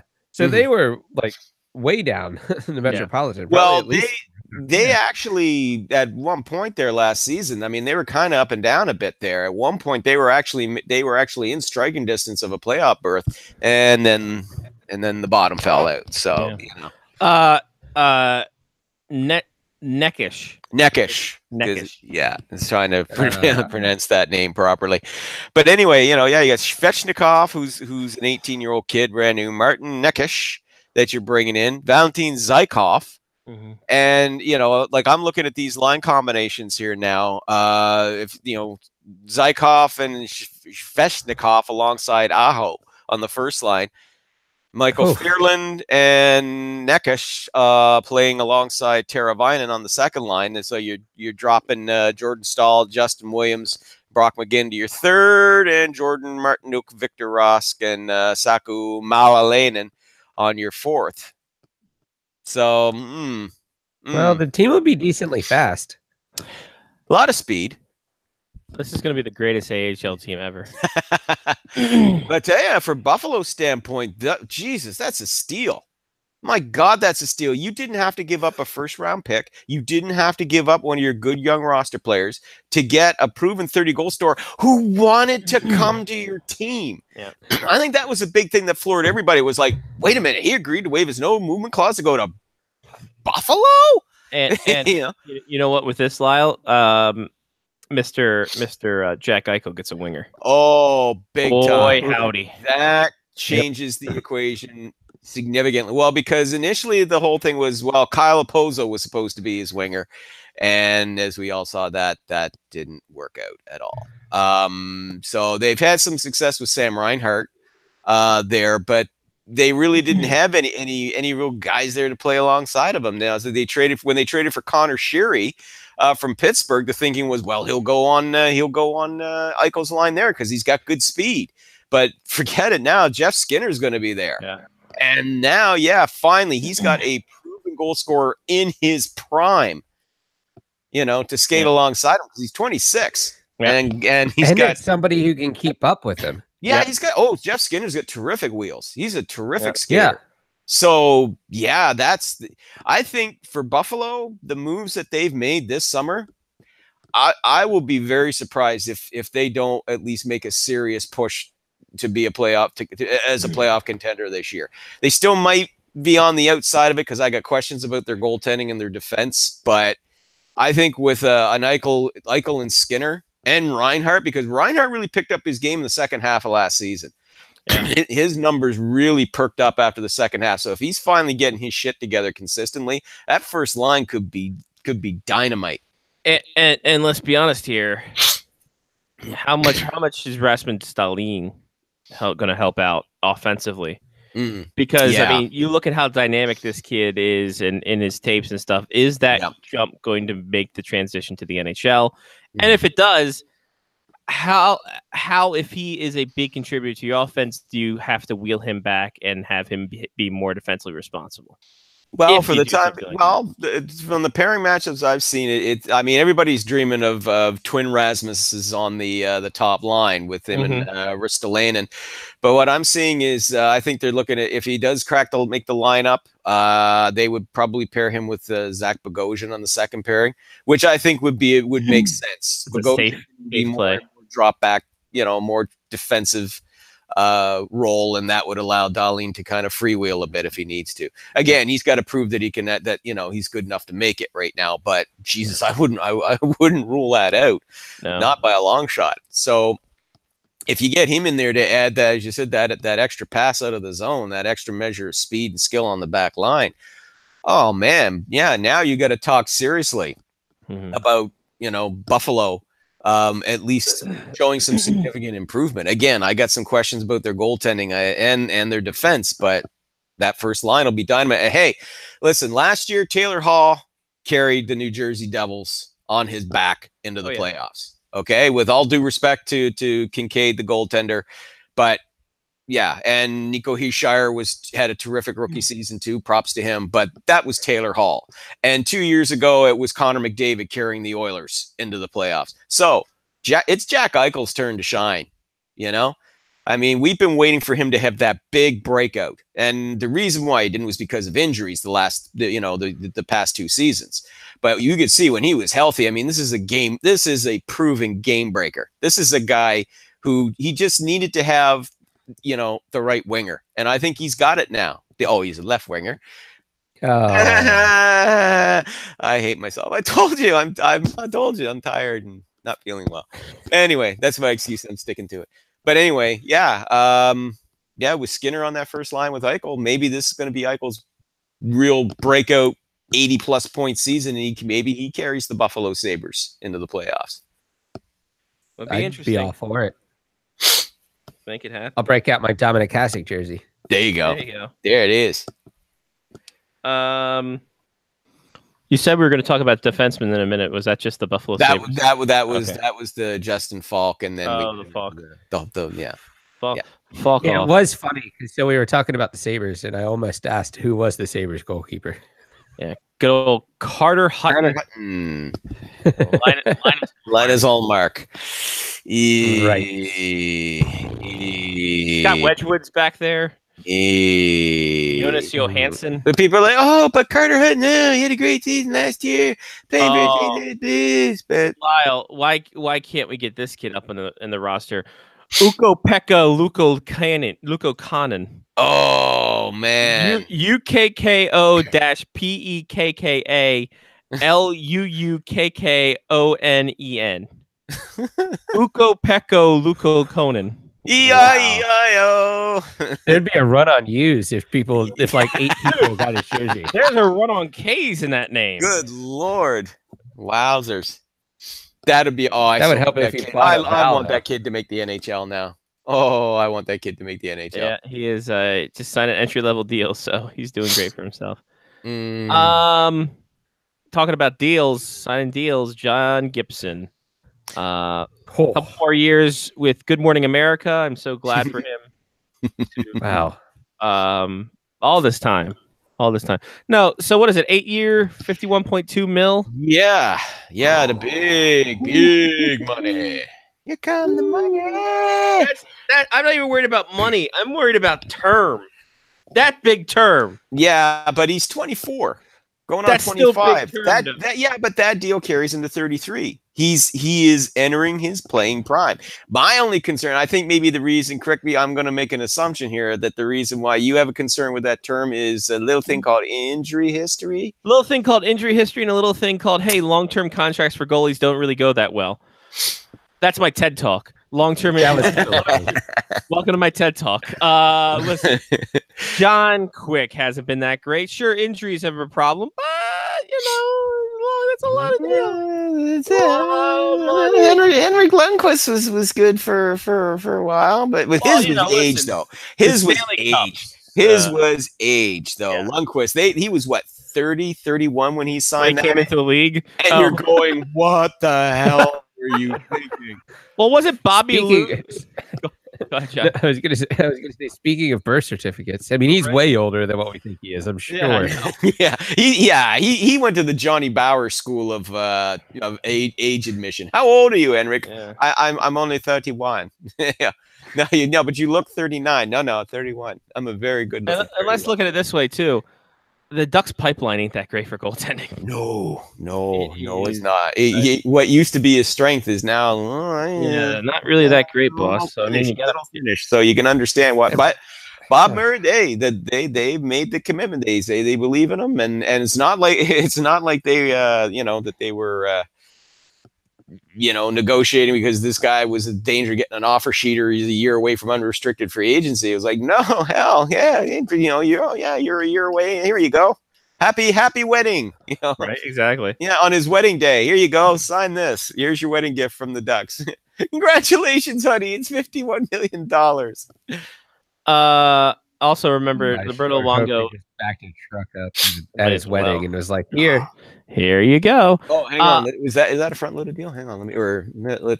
Not front loaded, no, but heavy. Is it heavy on bonuses? Is it one of them heavy bonus babies? I was gonna make a thing that remember Roberto Longo's 39, still got 4 years left on his deal. bonus. I know, right? Yes, That should be I fine. agree. No, That there's should no be signing fine. bonuses. He doesn't age. No, he doesn't. No. But But yeah, you know, but Bobby Lou, though, I tell you, his is also an interesting example because of how a contract can really be a burden for a player. Oh, You know, when he said my contract sucks when they were trying to trade him. I mean, they could have gotten him out of Vancouver 2 years earlier if it hadn't been for his contract, the way that it was structured. He said his contract. Now his was one of those heavily front-loaded. Was it 12 years or something? It was yeah, I think it was hella long. Yeah. Whereas nowadays, I mean, that's one thing I got to say, by the way, that I totally agreed with the NHL in the last CBA capping term. Capping. Oh yeah. Well, you gotta save teams from themselves, general managers from themselves. That's what this is all about, man. It's the same thing now as there was a thing on TSN's website earlier this week from Travis Yost saying that signing bonuses are starting to become an issue. Yeah, gee, you think? You know, John Tavares gets what? How big was his deal again? I don't know, $80 million or something crazy like that. Hang on here. Let me have a look. Yeah, 11 million. But by the way, 77 million of that 77 million, over half of it is signing bonuses. But so do signing bonuses count against the cap? Yes, They do, right? It's the cap hit. It's the cap hit. Okay, like his cap hit's 11 million. Okay, for this season, it will always be 11 million. But he's getting 15.25 million in actual salary. Yeah. Okay, but so that's their own fault. That's a gamble, right? Like they're like, okay, so he's like John Tavares. He's making money if they even have a lockout because he still is getting 11 mil or whatever just to not play because he gets a signing bonus, and good on him. And that's why the players are doing it. You saw that. You started seeing that. I think it was 2 years ago when it was Ryan O'Reilly signing with the Sabres. And that was the first one that really raised eyebrows because there was a lot of signing bonus money in there. And now you're starting to see more and more of that. I mean, some players have their deal structured so that they get signing bonuses only in at the start of the 2020-21 season or at the start of the 2022-23 season, because those are the 2 years when a lockout could happen. Mm-hmm. Okay. And some of them have them running right straight through, like Tavares is especially. I mean, this year he gets 15.25 million as a signing bonus. His base salary is listed as $650,000. I love that. But all that money's guaranteed. Well, I guess an NHL contract's guaranteed anyway, right? Oh yeah, that's guaranteed. But they have to pay it on July 1st. So it's like you said, if there's a lockout on in September 2020. Because that's the earliest that one could happen, John Tavares is going to be sitting back with over $11 million because that's his signing bonus for that year. He doesn't have to go overseas and play if he doesn't want to, because a lot of these guys, the reason why they went overseas in the last two lockouts was because they weren't getting paid. They had no money. So they had to go and do something to, that you can say, well, they're all millionaires and they should all have this money and blah, blah, blah. But come on, more money, more problems. And let's face it, all of us, doesn't matter how much money we're making. We always got to find a way to pay the bills, right? Mm-hmm. So that's a lot of reason why a lot of them went overseas to play, was because they needed the money. It wasn't so much, well, we want to keep our skill sharp. Bullshit. You have a mortgage to pay and car payments to make and kids' educations and blah, blah, blah. And Lisa needs braces. So you have to go and pay for this. So now Tavares, if he doesn't want to, he doesn't have to. He doesn't have to go overseas and play. Mm-hmm. He could just play pickup games here at home and not move at all. He doesn't have to. Last time he played a game overseas, he broke his leg. So I'm not sure. Exactly. And I'm pretty sure the Leafs will be delighted that he would just be playing pickup games at home if there's a lengthy lockout rather than risking serious injury overseas playing in Switzerland. Do you mean in his house? Does he have a rink in his house to play? Probably that amount of money, he better. This is a friendly reminder that Shea Weber is just halfway through his deal, his 14-year deal that runs all the way through 25-26. And the only good thing about that deal that I like, if he retires prematurely, Montreal is not on the hook for the recapture penalty. It all goes to Nashville. Goes back onto Nashville, and then the last year of it, I think if he retires like right before his final season, I think their cap hit is what, over 10 million or something. I think so, something like that. Let me see. Do we have the cap recapture penalty there for The him? sad part though is I don't blame any players for this. Oh at no, all. not And at all. I also don't think that you should save teams from this. I don't think that you should save them from themselves. If they're still within the salary cap and they're working with the salary cap structure and they plan on giving people a shitload of money up front, then more power to them if they can But do see, that, 'cause- Batman doesn't like it, and a lot of brain trust in the NHL headquarters doesn't like it because again, they see this as a measure of kind of You're not circumventing anything. you aren't, but in a way you are, because you're giving these guys the money all in one shot right up front, and you're doing it as a $15 million signing bonus for the first year of Tavares' deal, for example, where his base salary is only $650,000. You're kind So it's like a server, is what you're saying. You're He kind gets a really low base salary, but he gets a bunch of tips. You're not employing the signing bonus of the spirit of the intent of it to the way it's supposed to be done. That's why they're abusing it. They are. It's not as egregious as those heavily front loaded deals we saw in the last CBA, where a guy got like 15-year contract, or Shea Weber's was what, 14 years? Yeah. 14, like those are egregiously, ridiculously stupid, just designed to try and keep it as a lower cap hit. The signing bonus doesn't, like that way it doesn't affect the cap hit. It's still 11 million straight across the board for Tavares, but the whole point being, he's going to be getting a lot of that money up front. Most of that money every year. The lowest signing part of his signing bonus in the final year is $7 million. So he's still getting 65% of his money up front in the final season. So that's why they don't like it. And that's a little loophole that's going to get closed in the next CBA. Guaranteed that's going to get closed in future contracts. 2 Ottawa Senators signed begrudgingly. They didn't want to go to arbitration. Mark Stone signed a 1-year, $7.35 million deal with Cody Ceci. Signed a 1-year, $4.3 million, and still holds arbitration rights for next season. Now, Mark Stone is the highest paid Ottawa Senator. Just for this. Well, because he's gone after this season. Let's be honest, he's not coming back to Ottawa if he can help it. Honestly, man, what incentive would be there to keep Mark Stone in Ottawa after this coming season? Because Erik Karlsson's got one skate out the door. Let's be honest, he does. They're trying to trade him. You got to figure, Matt Duchene is probably going to be looking at this too, going, damn, Karlsson's going to be gone. Stone is probably going to go. Why should I resign? So, I mean, they could be looking at losing those 3 guys by this time next summer. They could, all 3 of them, be playing elsewhere. And, the only way I see any ray of light for hope that they could keep those 3 is if they have a major bounce back performance this season. Because remember, they're a little over a year removed from coming to within 1 overtime goal of reaching the Stanley Cup final in 2017. And they went into last season with all this heightened expectation and promptly crapped the bed. But if they have a bounce back performance and actually play well, and if Dorian is making some other little moves here that makes it look like, okay, we're building towards keeping this going or whatever, then maybe there's a chance. But I think that's a very slim maybe right now, because you lose Erik Karlsson, and I think he's gone. I absolutely don't. I will be shocked if he turns around and says, you know what, don't bother trading me. I want to stay. Let's see what we can do here. If he actually if he stays, do you think that he actually wants to play there? If he stays, it will be because he wants to play there, Johnny. Seriously. Or is it because he can't be traded?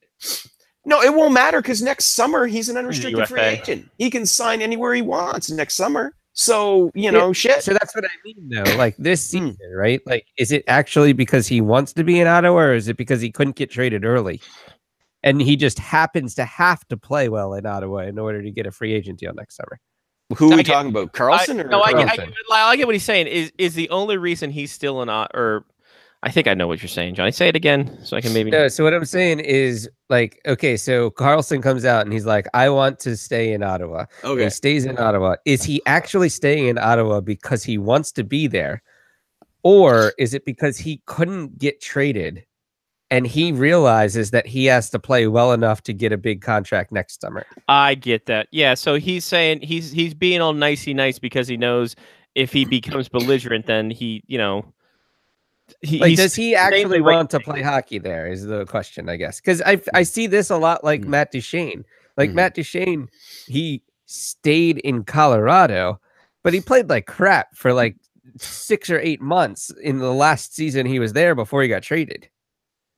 Like, he just wasn't there. So he's trying to keep a positive mental attitude, because if he says I want to be traded, then he probably puts his own self into a tail. Well, he's not saying anything. I mean, Carlson's not saying anything about it. He refuses to talk about it, any of it at all. And I don't blame him. You don't want to, this is kind of a delicate situation. But like I said, I think everything depends upon what happens with Carlson in terms of Stone and Duchene, and maybe even Cody Cici for that matter. If he looks at these guys going and says, I want out of here, trade me, he could turn around and go, no, I don't want another new contract with you guys. I want out of here. If Carlson stays, it actually re-signs. If they turn around, now that would be a swerve nobody's expecting at this point. Let's say next month they turn around right on the eve of training camp. He signs an 8-year, $100 million deal with the Senators, which I'm sure would cause Eugene Melnyk to have a heart attack, because I can't see him paying anybody that much money. That's one way to get rid of him. Yeah. Yes, indeed. But let's say, for argument's sake, he actually re-signs a long-term extension with the Senators going into training camp this year. Well, then I think that that's a big incentive now for Matt Duchene to go, well, if Carlson believes in this team and he wants to stay, well, yeah, I want to stick around. And, I only just got here a year ago, and I think this team can be better. And Stone's been part of their organization, since he was a teenager. So, he could say, well, you know what? Yeah, this is the only team I played for. Carlson wants to stay. Yeah, I want to stay. I think a lot of it depends on what happens to him. But if Carlson gets traded and the team has another lousy performance, yeah, I wouldn't be surprised to see all three of those guys gone by next summer. Who gets traded first, Erik Karlsson or Artemi Panarin? Ooh, there's a good question. I would say Panarin, just because the asking price wouldn't be as high as it would be for Erik Karlsson. Well, because Karlsson really, knock against Panarin, but I mean, Karlsson's one of the best defensemen of this generation, for God's sake. He was a 2-time Norris Trophy winner and a runner-up 2 other times. So, I mean, he's an elite defenseman. The asking price for him is going to be expensive. The asking price for Panarin won't be cheap either. But I think with him, I could see if you could do a 1-for-1 swap there, I think you could do it. Just based on the fact that, it was a 1-for-1 swap that sent him to Columbus in the first place, I believe, was it not? Brandon Saad? Yes, I believe that's what it was. So I think there's a possibility there you could do that. But if you can't do a 1-for-1 swap, then I think that the Blue Jackets could probably get a good young player and maybe even a first-round pick for this guy. It's expensive, but that's not bad. But with Karlsson, you're looking at that they're going to want a good young defenseman right off the bat as part of the deal. You're going to want at least 1 first-round draft pick in there, and you're going to want a top prospect. That's just the foundation of the return right there. All right, one real quick thing before we get to haha fuck you. Mm-hmm. Have you read Scott Burnside's stories on John Van Beesbrook? Yeah. Is that a journalist just trying not to burn bridges and somehow make a guy who has made incredibly bad decisions and probably shouldn't be at the post he's at? Is that to curry favor to USA Hockey? Is that a journalist currying favor to a federation? No, Scott Burnside, I don't think so. I don't think so. It's just it came off a little. Well, I think it's hard. Well, let's be fair too. I think it's kind of hard for a white journalist to kind of address this. You know, I guess because let's face it. I mean, using a racial epithet against Trevor Daley back in the day when Beezer was I believe, coaching. Was it? He was coaching coaching GM at Sioux, and also yeah, he was also owner. GM. But to drop the N bomb like that and not and just but no apology. No, none. No apology. I mean, Jesus, all these years later, come on, man. You know, say you were wrong, apologize publicly to Trevor Daley, and then it's out of the way. It's done. You know, I mean, if Trevor Daley wants to accept it, that's his business. And if he doesn't, you have to respect that too. Because let's face it, that's a pretty well, I think that's the harshest epithet you can use. You know, in that context, it certainly is. Yeah, I know. But you know, It's pretty directed. Yeah, exactly. Yeah, that's a better word. Thank you, Johnny. Like it. Yeah, but you know, I think Burnside was just really, he was just trying to walk kind of a bit of a tightrope with that one. Here's what you should have done: have Eric Stevens do that piece of the Athletic, who does stuff for Anaheim, who is an African American journalist, who knows hockey very well. Yeah. And he would have done that story probably at better justice than what Scott Burnside did. And I don't think Burnside did a bad job. As I said, I just think as a white writer, he's trying to kind of walk a delicate kind of tightrope here, because on the one hand, you want to make note of what Beezer did and all that, and you know, but on the other hand, you don't want to come across too blasé about it or not caring, or you know, it just seemed to me like he was just trying to, like, I can't get into Burnside's mind on this, so I don't know. I'm just making my own assessment of it, but I think that he was trying to walk kind of what for him felt like a delicate tightrope. And maybe it's me because I never liked Scott Burnside even when he was in Atlanta, so maybe that's the problem. But Jen read it. She had that kind of she was, as she was reading it, she was making the face that, no, waiter, can you please take this back? It's underdone. Yeah. But I mean, I'm just so disappointed with Dan Beesbrook. You know, sure. I mean, saying what he said, he never should have said it in the first place. But having said it, I mean, he could have made good on this a long time ago. When I say make good, I'm not saying it would have made it all better, but at least, you know, he could have at least apologized to Trevor Daley. You know, gone to him directly.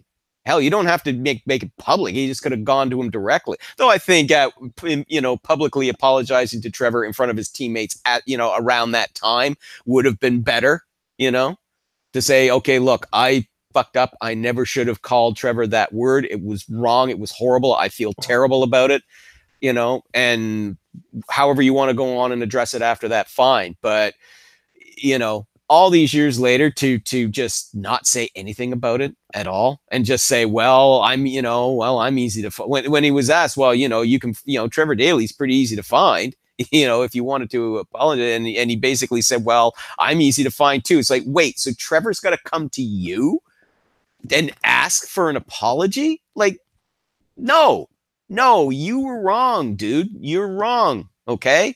It's you who has to go to Daley, or at the very least publicly say, I was wrong. I should not have used that word. I should never have done that. It was totally wrong, you know. But again, you know, that's Beezer's cross to bear. All right, haha, fuck you time. Let's get to something fun. Yeah, time for levity, ladies and gentlemen. Jeff Skinner just traded. Oh, no. Came into the league in 2010-11. Please tell me you're doing his last figure skating competition. Close. Just kidding. The first time he faced his new team, the Buffalo Sabres, was January 13th, 2011, in front of 18,276 at the HSBC Arena. Buffalo. The Buffalo Sabres, the Carolina Hurricanes of 2010-11. Don't you dare miss it. Boys, it's got some names in it, guys. Come on, Johnny. We can do this. We'll do. You know what? We'll give you the whole field. 18-18, 1-1 for goaltenders. Lyle Richardson, you will go second because it's Johnny and mine's anniversary for this show. So Johnny, Of course. you go first. You guys are the longest serving members of the show currently on the show at this present time. So yes, I will cede the field. Yeah. Johnny, Cam Ward. Cam Ward on the board. There we go. Starting some goalie action off. Lyle. 2011. 2011. Yes. 10, 11. 2010-11. Okay. All right. I'm going to say Eric Stahl. Eric Stahl on the board. Yeah. Had an assist that night. Johnny. I should hope so. Ryan Miller. On the board, Ryan Miller. Woot! Look at you. The winning goaltender of the night. Dang. Mr. Richardson. All right. Oh, come on. I know more Carolina Hurricanes on the team than that. Come on, man. Are you sure? Oh, There you shit. Oh, shit. Oh, shit. Did I just run into a wall all of a sudden? Yep. Damn it. Wow. Yeah, we just named all 4 players. Oh, my Boy, God. Lyle, there are some doozies on this team. Oh, shit. Oh, man. Oh, man. You also have the Buffalo Sabres to choose from, which, oh boy. Oh, my. Oh, dear. Oh, okay. Hit a wall. Marty Baron? Fuck you. Nope. Ryan Miller was the goalie. Yeah, you just said Ryan Miller. Say Ryan Miller. Well, but Marty Baron was back up, and He was in Philly. He might have fallen into the game as a backup and the thing. And why am I talking like a creepy sex predator named Bill Cosby? Help! He was getting the pudding in Philly, Lyle. Oh, yuck! Fuck you. Yuck! Johnny P. AJ said the wall closed in quick on this one. Yeah. Um, By the way, can I say I'm he gonna was go a with, great guest on the show last week. By the way, what about we what gotta about have him Joe back on Corvo? again. Sorry, Johnny. What about Joe Corvo? Got Corvo on the board. Oh, come Yes. on! Look at that. Son Joe of a Corvo. bitch! Pulling that's- Joe Corvo. That's the way it's Joe going. Corvo. You gotta pull Joe Corvo out of your arse. Jesus. Okay, what team? Carolina. He got traded to the Capitals. Oh, son of a 2 on the board. god damn. Okay, Johnny okay. pulling a Joe Corvo. Get out of here with that. Joe Corvo. Joe Jesus. Corvo was a little commonly known knowledge because I know it. Joe Corvo was the beginning of the hey, we're going to rent a defender and hope for the best for the He Washington really Capitals. was. Jesus Christ. Wow. It was Yeah, Joe. no, we could go through that Wait, next week. hold but on. it's Yes. Joe Corvo, Scott Hannon. God, hit. Jesus, yeah. Jesus. But seriously, man, like you jumped into the diving bell very early there, Johnny. Well No, done. no. I'm done after this. Oh, okay. I'm gonna Hang on. No, drop I'm not- something on the floor and walk out. Okay. How about the guy that we talked about earlier in the show, Justin Falk? Haha, fuck you. Justin Falk, Christ's not on this team. sake. Nope. I'm give up here, but I think I'm gonna have to switch to Bruins. The Yeah, I'll Sabres. switch to Bruins. The Switch Sabres. to Bruin. You'll Switch to name as Bruin. many Oh, people. yeah, It might be shit, just oh, as yeah. good. You could Bradmer's down, Tim. Tommy, come on, bring it on. you could probably play. He was at the University of Minnesota Duluth, Mr. Falk, before he moved to the Charlotte Okay. Checkers. Okay. He was in college for his 1 year and done. Okay. Johnny P. I'm gonna go with Tyler Myers.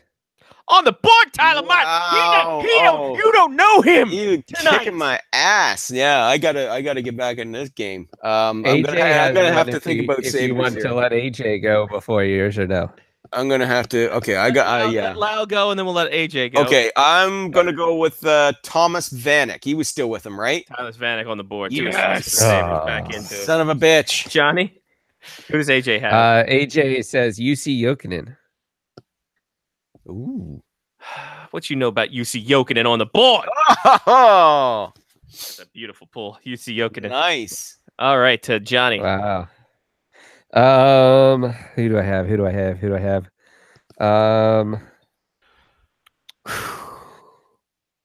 What about Eric Cole? What you know about Eric Cole, Johnny B? Jesus. Perfection. Johnny, just man, you are crushing it tonight. Put him on a suplex. It's perfect. Wow. This is what happens when you start the show popping bottles. Yeah, exactly. Johnny's popping champagne like nothing. He's got the synapses firing here. Okay. Johnny P, I'm not a big- okay. sorry. I'm still in Buffalo here. Yeah. Is the denizen of Pominville still there? Jason Pominville. Jason Palmville on the board. Now, okay. Now we're in starting. the zone. Now we're starting. Now we're in the zone. Now Now we're we're cooking with gas here. Johnny P. I'm gonna go with Mike Commodore. Ooh, haha, fuck you. Sorry, Oh, sir. you had a good Sorry, run sir. there. You had a good run. He was already in one by that point. Yeah. Lyle. Hang on. I think he was there. Tyler Ennis. Was he there on the team that year? P in front of his name.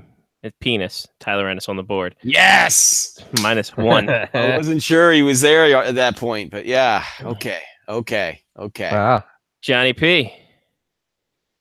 I'm gonna go with I know more Sabres, but I'm trying to buy myself some time. I'm gonna go with Rico Fata. Rico Fata. Fuck you. Nope.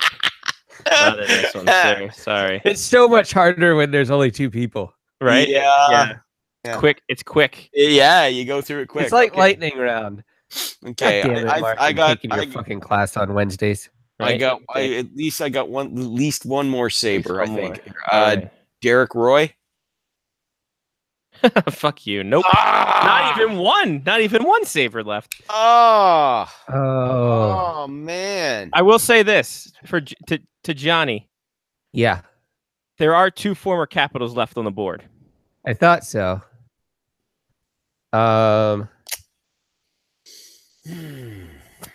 God darn it. I can't remember his first name because now I can only think of the guy that plays for the Caps.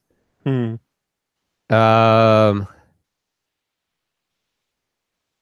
Conley?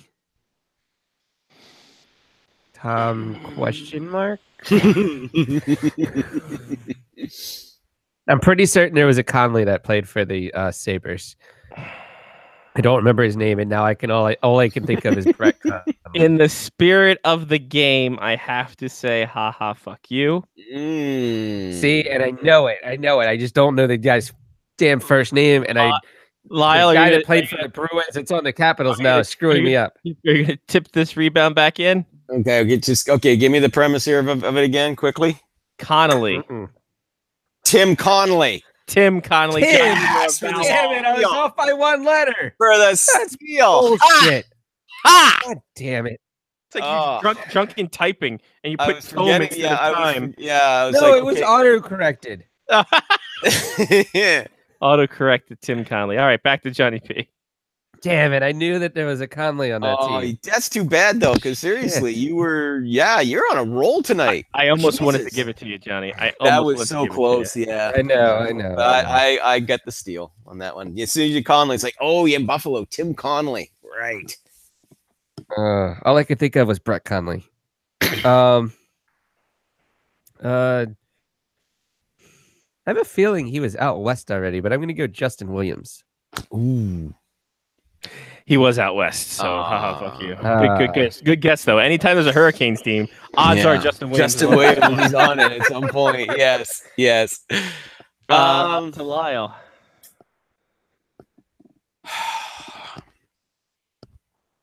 Man, there's some Okay, bullshit this is- names on here. This is okay. 2010-11, right? 2010-11. All right. So Fucking all right. Jan- So Oh. January. So I know. So that means Jordan Stahl wasn't with the team yet. He was still in Pittsburgh. Are you telling me? No. I'm talking as well. Yeah, I'm done. Okay. Yeah. Okay. Okay. The guy that they traded to get Jordan Stahl. Hang on.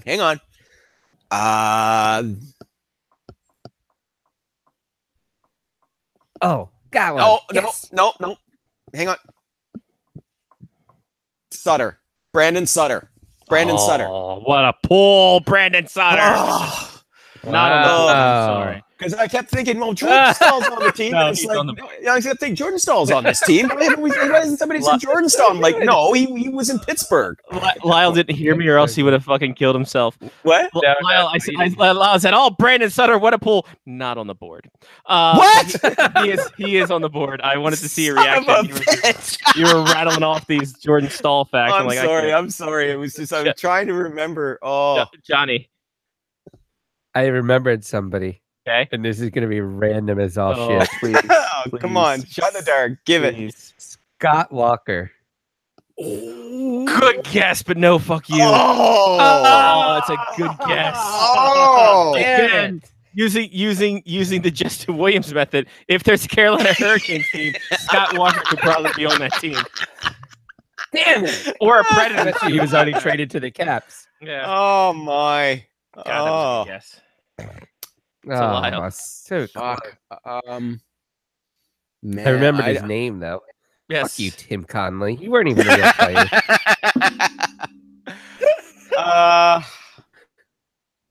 I'm sorry. I got to tap. Wow. I'm done. I'm out. I'm tapped. Johnny, you want to tap now? We got one more in you.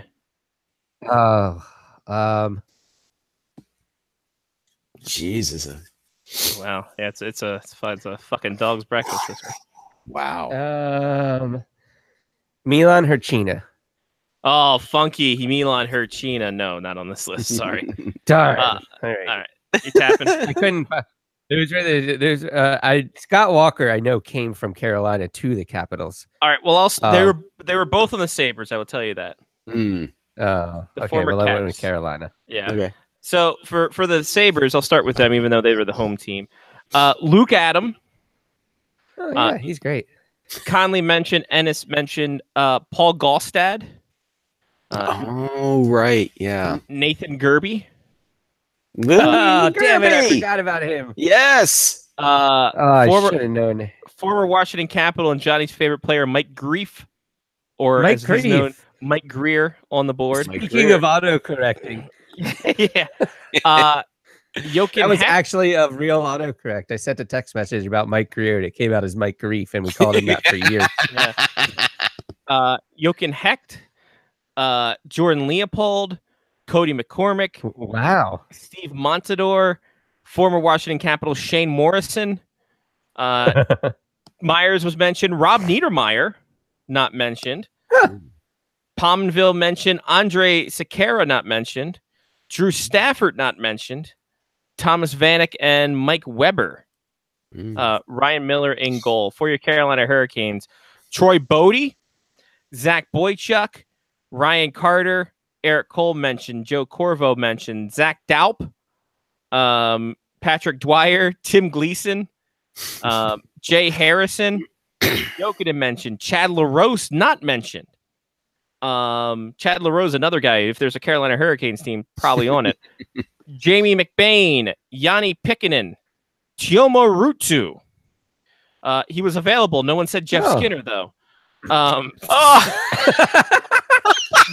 There, like he was. We just assumed he was off the board. I said you could choose him. You did say. We just assumed he was off the board. It was He gave us the full 18 on both teams. So yeah. Stahl Sutter and Ian White. Ian White rounds out the Carolina Hurricanes. With Wow, Cam those are Ward in two net. really, really rotten teams. Boy, Good garbage. Lord. These are the years of the fantastic Southeast teams. The ones I Yeah. remember the best. Oh man, wow. All that right. was when Buffalo had their first decline, and then they really Then went they had down. a second wave. then they had their dead cat bounce, and they came up for one season, and now Right. it's just Oy oy oy. All right.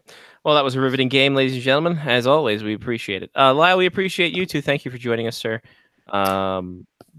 We're not talking to you next week, right? Yeah, that is correct. I will All be. right, I got it right. Finally. Yes, I will be in Edmonton, Alberta, Canada for my nephew's wedding. So yes, I'll be unavailable next week and be back the following week. Nothing better than Alberta in the summertime with the BC smoke. Like Oh, that yeah. is like mwah, that's chef's kiss. Kind of Nothing like just that whiff of wood smoke to just wakes you up, makes you feel like a man.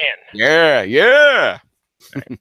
Well, we'll talk to you in 2 weeks, sir. Enjoy the wedding. We will see you soon. Take care, guys. Talk to you in 2 weeks. Bye. There he goes. See ya. Robert's SpectorsHockey.net. He's also on very many other things. You can go to @SpectorsHockey on Twitter for all his articles. Johnny, shoutouts. I'm going to give a shout out to 17 years. I've done nothing in my life for 17 years outside of living. So the fact that we've done this show for 17 years straight, almost every week, is amazing. It's absolutely amazing. I love it. I actually had a conversation this past week about why I had a travel studio because I took it somewhere with me. And I was like, well, because of the hockey show. And I told them the history of it. And they're like, hold on, how did you start a podcast 17 years ago? And I was like, how much time do you have? Yeah, exactly. So I actually pointed them to our Patreon so then they could listen to everything. So I have a shout out to 17 years of doing anything. I don't even think I've breathed. I don't think I breathed well for 17 years. Breathed? Is breathe the word? Had breath well. Breathe as a I think breathe is the better one. You guys get the gist of it. Let's be completely honest. I mean, you listen to Sean talk long enough, you can make up your own shit. So yeah, shout out to that. Shout out to Pit Stop Radio. Go and check them out. They can talk about my rant about major league players playing in minor leagues. Give a shout out to the Deaths for a bottle of champagne that hopefully got the full effect on the beginning of the show. Maybe I can cut that out. We can use it for like cool things on the show. I'll put some sound on my phone. Who knows? And shout out to Scotty. Scotty's been hosting us for a long time, and Really he still puts up with our shit. Hey, I mean, by our, I mean Mark and I. Yeah, exactly. Sometimes Lyle. All right. So yeah, shout out to Johnny and Mark, who have been great wingmen for the show. Because as I've done with the minor league hockey report, the farm report as it was known, talking to yourself gets really old really quick, and you have the time to edit it, and then you get over editing, and then you just get bored with it, and you get nailed, and then people use you, and then whatever. Point is this, ladies and gentlemen, don't do anything. We've done it for 17 years, and we broadcast it on air. So thank you. I really want to thank the people who actually pay us to do this. Our Patreon people. Blog Talk Radio. Oh, yeah, blogtalkradio.com/FOHS radio. And if you go to patreon.com/faceoffhockeyshow, you can be like Angela or Brian or Chris or Damon or Ethan or Kevin or Mark or Matthew or Mitch or PF Chang or Trista or some guy named Limes. You can go there and money, and you can hear about the old past, the old days, the Wild West of podcasting before it was known as podcasting. You can go there. Also, shout out to Cooperall. He is a long cat. So there's that. All right, that's it. That's all. I got nothing else. Ladies and gentlemen, thank you for joining us for tonight and for 17 years. We appreciate you. All the best. Thank you. You guys have really driven us. Even if you guys kind of weren't here, we'd be doing this because we like hanging out with each other. So there's that. But thank you for listening to us hanging out with each other. For Johnny P, I'm Scotty Watts. Take care of yourself and someone else. This has been Face Off Hockey Show on Blog Talk Radio /FOHS Radio. FOHS Radio across the board, Twitter, Facebook, and of course, MySpace. I don't think we have a MySpace anymore. We did. We might. We don't anymore, I don't think. That's we had to reactivate it. We had to reactivate it. Until next week, everybody. Peace. Now I'm looking back to see I can't take the pressure. I'm falling down, backs against the wall. Yeah, I'm seconds from the ground. Focus is what I need right now, cause the tide's getting high and I'm starting to drown. Hold up, I lost it, but I'm back again. Had it's time to fall down, but now I must mend. Life's was killing me now, can see the surface. Trapped underwater for hours, I don't deserve this. Spinning out of control, I'm feeling worse.